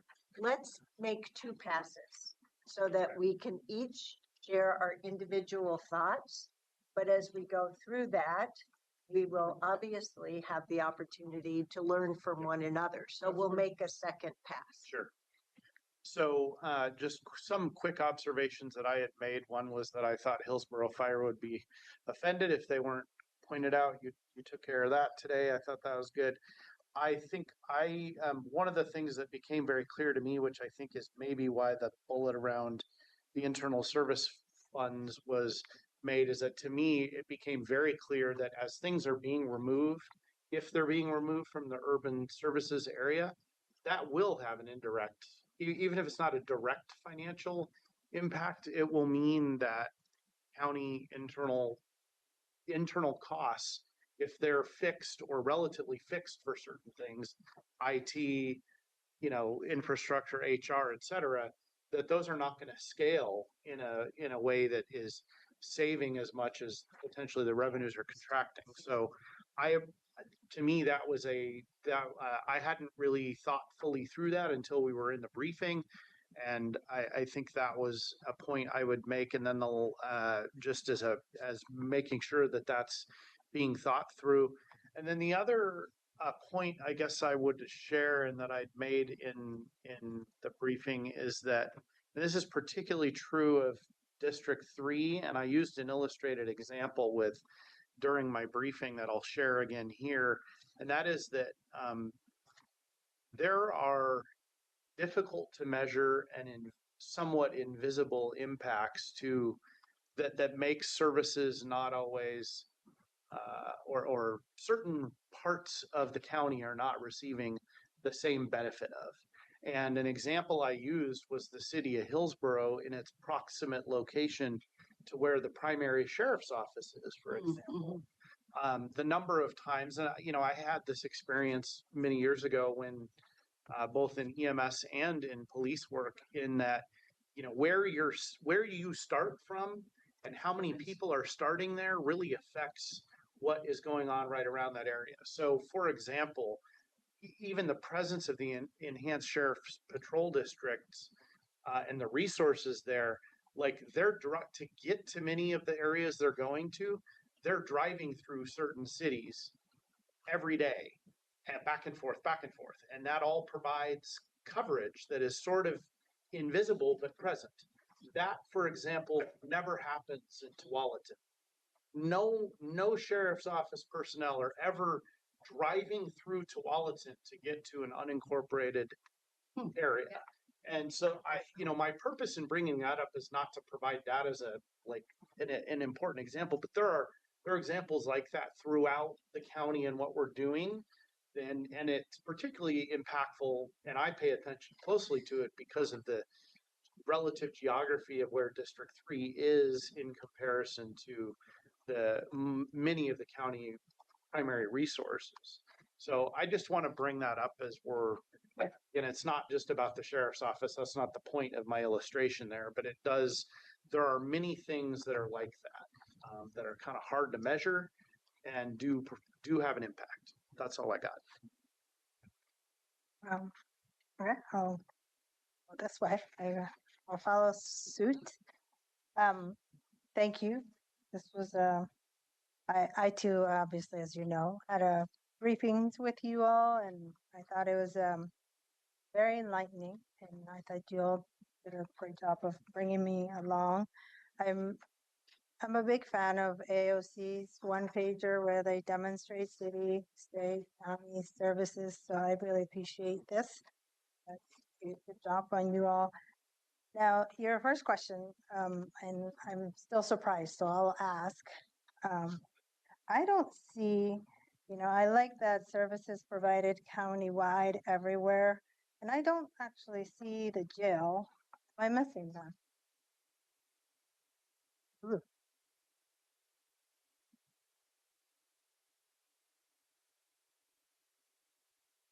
Or is it lumped somewhere? Oh, it's just missing. Yeah, it's just missing. Cut it in. Yeah. Okay. Okay. Well, Every time we do the presentation, we touch something else. that surprised me. You can add that one in. And yeah, I see you've got it in alphabetical order. We get it. Yep. thank you. That is an important one. County jail, got it. Next, Commissioner Fye, anything else? No, I really like it, and the additional information, I don't think I need additional information. I look forward to what you learn and what you bring back. Next step. But yeah, this is exciting as somebody who lives in the unincorporated area. Thank you. Thank you. Thank you for the presentation. I too enjoyed the briefing. I learned a lot there. I think one of the aha moments for me was really about Beaverton, and the reason I bring up Beaverton is because of their city boundaries and how it's sorry, but it's kind of crazy. And just the fact that our unincorporated area bumps up in so many unusual and convoluted manners, I think it really does affect, to your point, Commissioner Snyder, like the ESPD services going through different areas, not, looking at, am I on a Beaverton Street or not? All those questions. And even in talking with Mayor Beatty about the vehicle registration fee discussion, she talked about the services that Beaverton may provide to unincorporated that we're not aware of as well. So I just bring that up, that I think it's an interesting component, and the degree to which we make it easier for our residents is important as well. But that was the aha moment for me. And I don't know that it fits under any of these. I don't need any more additional information or anything, but it does play a factor or play a role in how we look at this and the island effect that is created in so many different situations. Yeah, for me, I was surprised just to see this laid out in this format. Was surprising in, I guess, the differentiation of all that. So a good surprise. Yeah, this was well, it's educational, and it's very much visible. So easy to, I guess, walk through and see all of that. So that's a good thing. And then Jason, to your point, the invisible services that go along with this is probably pretty pervasive throughout the entire county, just by the very nature of our county sheriff's routes to go to their assigned duties every day and things like that pass through a whole variety of either cities or unincorporated areas. So yeah, there's a lot of invisible services that are just there. So no, I thought this was very good. And so the third step down says you're reviewing your findings with the county and the city. Excuse me, have you started the city conversation? Did I miss that? So city staff have been doing briefings with their elected officials. They're not. If you're not doing it. No, our city partners who are here are working with their elected officials and leadership. So are they as collaborative as they want us to believe in working with you guys? But you've been meeting, you've been talking. It's a together project. Does that help? No, sure, yeah. Sorry to put you on the spot. I was just questioning that city manager that snuck in the back of the room. So, Former city manager. Covering. Oh yeah, that's right. That's right. You have a different title, don't you? Okay, well, I'll go. I've seen it in this size, but certain things hit me. Thank you, Commissioner Fye, for asking where's the jail. Great catch. General government and just the category of human services is missing. Because in my mind, I think like in our org chart, in the budget block diagram, we have these major areas. And it doesn't matter if you're in the city or not, you're still getting assessment and taxation, general government elections, kind of stuff. So we might just look at that a little bit because we don't want to shortchange what's in the county portfolio after all. But this This is so, so powerful. I'm going to gush a little more than Commissioner Willie. It's just so helpful. And to bring to life another reason why I think this is so powerful is at the CWS State of the Partnership presentation at the City of Hillsborough. Commissioner Willie was there in person. I was online. CWS staff were there in person and presenting. And I was stunned by one of the, and I shouldn't have been necessarily, by one of the newer city council members asking questions where it demonstrated to me that this person doesn't have a clue about the city of Beaverton. And it's like, wait a minute. So it's an educational opportunity. But it reminded me then, as I'm also trying to reflect here, that, you know, when you're a new city councilor, just like when you're a new county commissioner, trying to understand, okay, I know why I ran and what I told the voters, but now I have to embrace the total responsibility of what it means to be a city councilor. So, sorry, I have a little list here. Going through this presentation today, having this wonderful guide reminded me of how important it is to keep reinforcing these 5 study areas, or 6 study areas, 5 areas. So I suggest, this is just an idea, we have a whole backside. And I think these 2 slides and this graphic need to find a home here. I got it. We can show that. The backside. I know that backside. So the slides I'm referring to are the slide 5, project overview, slide 6, which has both the case study areas and the laundry list of services provided, and then the project timeline graphic. Just the graphic, it doesn't need to have the other stuff. But the key point here, and you list the names of the areas, but you're not looking at the whole area necessarily as for case study information.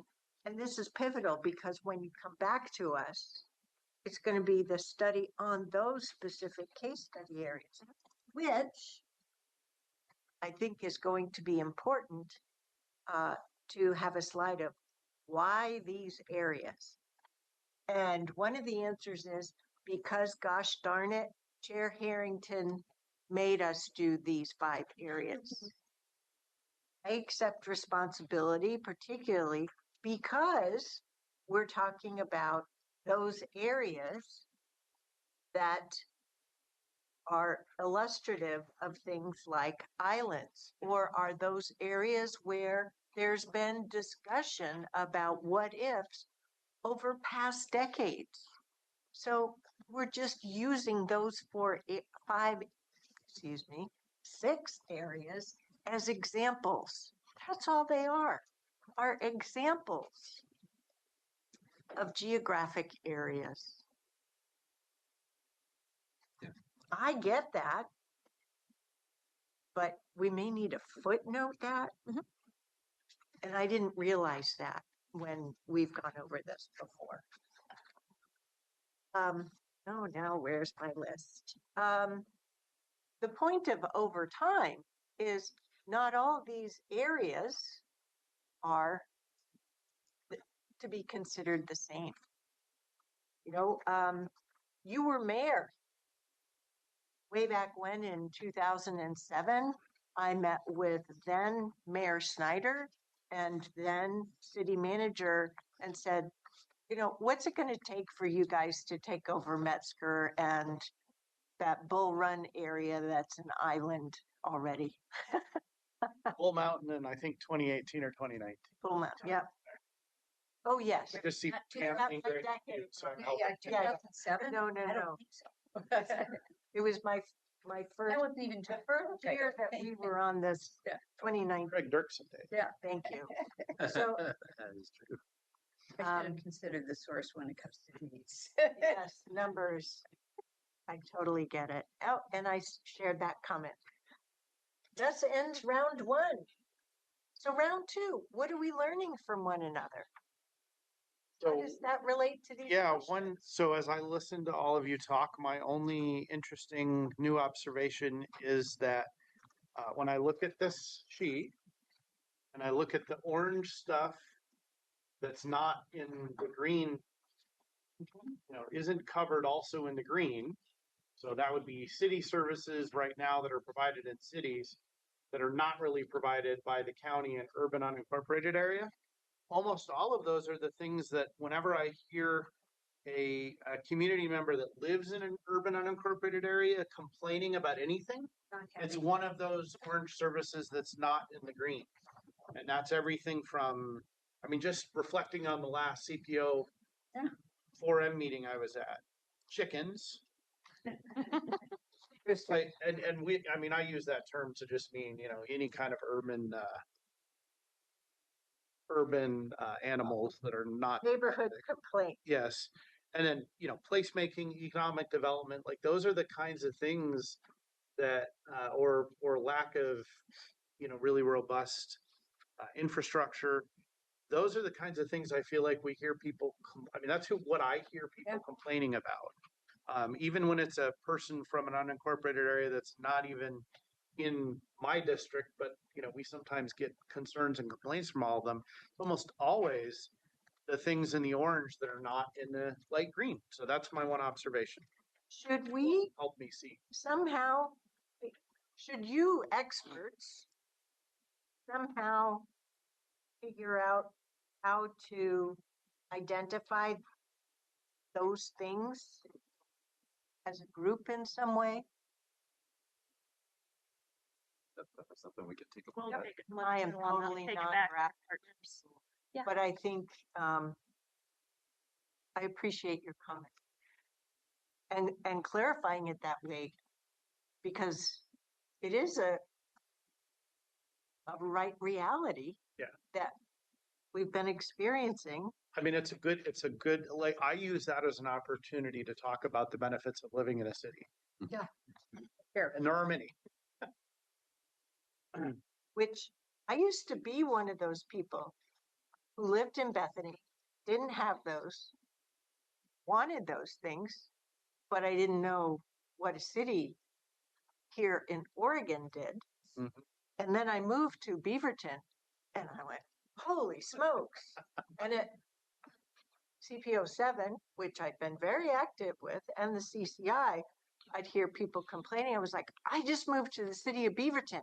I get that. And so then the report back would be, but you have to pay. Look at your city tax bill. And I said, but there are things that came off of it, which UUA folks don't tend to think about. Yeah. And so I normalized the tax bill. And it cost me, my household, for our property, which was pretty generous, $400 a year. That's a bargain. Bargain. Anyway, sharing more of my story with you.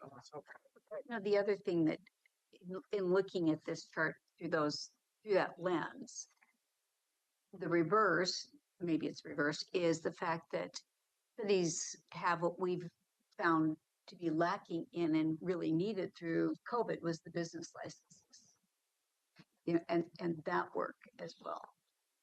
Which orange box would that have fit in? Well, business licenses, right there it is. And you use the phrase placemaking. Mm-hmm. What box speaks placemaking to you? Is it multiple boxes?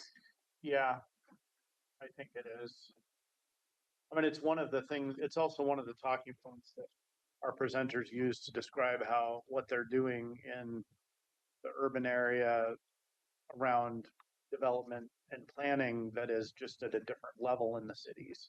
And placemaking is one of those points. It's not the only one, but one of them. So it'd be community the neighborhood and public involvement, the community building events and activities, the community newsletters, those types of things combined, but also the strategic planning work that so many of our cities do with their communities. I think is Right, place- visioning plans and visioning plans. yep. Then it can be connected to things like urban renewal as well, where they have a community vision and they're using these other funding sources in order to achieve that. And I think Oh, I'm not, yeah, And I don't know how to represent it in. I don't have any ideas on that. I'm feeling short. I'm coming up. I don't think they're asking us to solve it right now. Okay, thank you. I agree. And I heard someone say too, and I think it's a really good point, is that a lot of those services that appear in both the county and the city list, they're not provided at the same level, right? Oftentimes the city's going to provide a higher level of service. So it's the same topical area, but it's just a different level of service. You know, I think about driving down Murray Road in Beaverton and seeing the banners of military service. You know, that's, to me, that one just really stands out as a community type of Very visible. Yeah, very visible, very heartfelt, and just I always read the names.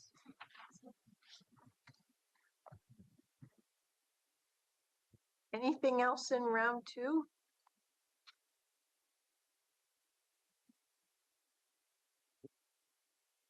You lived in city of Beaverton for a while. I did. Carson Hillsborough. So you're uniquely positioned. Is there anything? I've never lived in the city of Hillsborough. I've served it in two different capacities, but anything, any nuances? Well, when I lived in Hillsborough and then moved to Beaverton, moved back to Hillsborough, I was much more intricately involved in Hillsborough than I ever was in Beaverton. But just a resident in Beaverton. Just.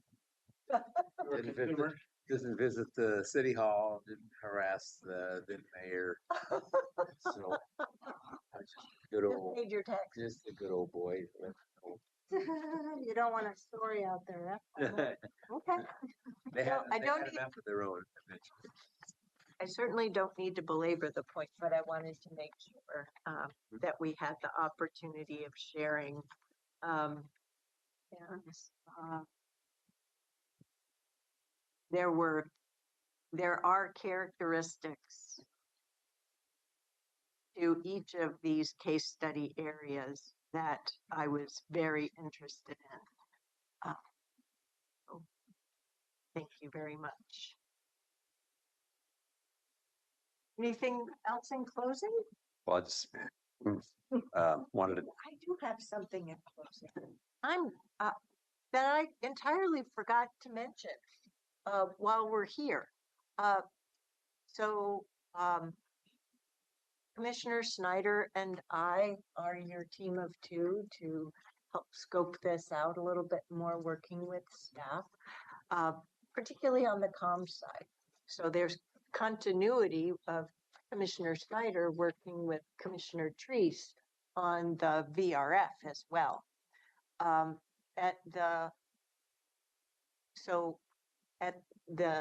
This is March. At the March Chair Mayor's meeting, I posed the idea to the mayors that, Tigard, one idea is certainly it's important for the city councils of Tigard and Beaverton to have the opportunity of this information and working with their staff, but the city hearing one another. But the other cities and city councils are going to want to be aware of this and consider it as well. So we had tossed around the idea of the county board with staff hosting 3 presentation dates of this Urban Services 101 information for the mayors and city councilors. And if any of the service district board members want to attend, that's great too. So it's by invitation only. It will be still a public meeting and noticed. So very similar to how you do the WCCC webinar style.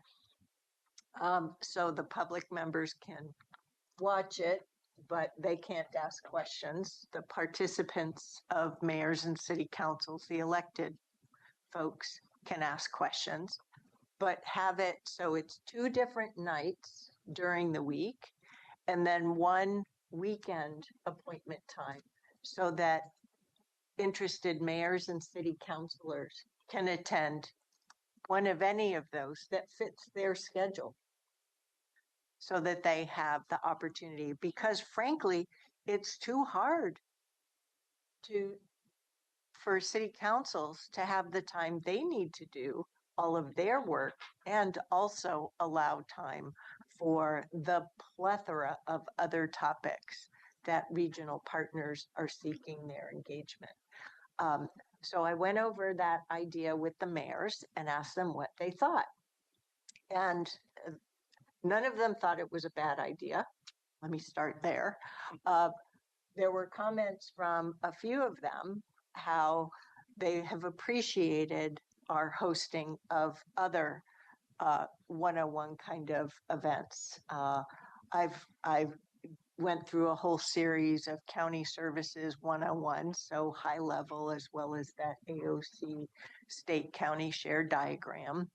And they appreciated that. They appreciated our budget session last year that I understand we'll be doing again this year for electeds to be on the journey as well. So can't remember if I mentioned that in a prior board communication or not. I knew I needed to make sure I raised it here. Is the board still, what does the board think of that? I think it's great. It's about communication. Yeah. About Certainly if the cities like it, the mayors like it. So we'll try and figure out how we might be able to make that happen between now and before we have to review findings. so between now and June. Yep. For sure, I agree with having the special district electeds involved too, or at least invited. Because I know there's definitely some, I think there's some angst around what this may mean. I think that's a fair way to put it. And I think that's where we also have to underscore, I think for us, it was appropriate, but there was one slide in here that talked about the 20-year time horizon. And I circled it. Oh, it's on slide 39, but it's, I think, also useful to say, you also have each study area analyzed independently. So I think I've learned through this presentation and our discussion that we might have to think about another one that says each of these areas, their experience over time will vary.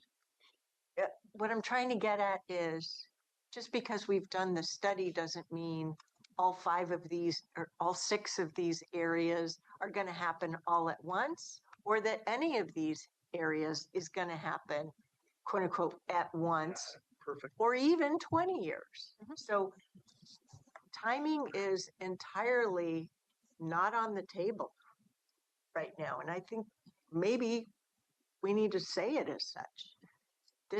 You've done a really good job of grounding this. This is technical findings. Commissioner Snyder, you mentioned anxiety about this, and were you referring to anxiety? Because I believe our sheriff's office, for example, there's anxiety in that group about this because it means well, so TVWD we know has anxiety over the Willamette water supply big bill, but then ESPD, WCCLS, also it's ESPD, URMT was the third one I was looking for. Once again, it's all about timing. I understand, but I think it's healthy for our employee groups that know we're talking about this, to hear we recognize Yeah. that there's anxiety there. On And some of the that's- special districts, it's also about like what they view as potentially stranded capital assets. Well, and that's a different and quantifiable anxiety in its own right. So I'm just bringing it up because I do think when we have these discussions, if we don't, there are many of our groups that we work with that don't think that we're listening to them. So that's maybe why. we need a slide of what this isn't doing. But I think, Timing. and the timing piece is really key. Because none of us can guarantee that things will remain the same, right? This is at least the second proposed budget year we're going into where we're screaming from the mountaintops that our current service suite is not sustainable. And I don't want to have to keep screaming from the mountaintops or have any other board members screaming that. So this is why we just have to do this technical exercise. That's all. Yeah, I think we can put what is the purpose of this in place, and that anxiety is real because people are coming up with their own assumptions of what this is, and that there is a foregone conclusion. And I think through conversations, and I want to commend the individuals at this table and also behind for having those continuous conversations and saying the first step is to understand like the current state, and that's really what this technical study process is. Which is why I keep pointing out slide 5 and putting slide 5 on the back of it. I think that the silver lining in the anxiety is that our staff across all of our departments fully recognize that we are in a particularly difficult budget time, and they recognize that. So that's the good news. I think it also makes it incumbent upon us to make sure we're communicating effectively. So thank you, Chair, for bringing up the timing piece and kind of grounding us in the reality of what we're doing here. Anything from anybody about anything else on this topic? Thank you. Okay, well, thank you very much. Thank you for our partners for coming to this meeting. So it's just before 3:30. At this juncture, we know we need at least a 15-minute break, but Mr. Barnett, when would you like to start the exec session? We have everybody here and we can start as soon. Oh, so why don't we reconvene at 3:45? Thank you.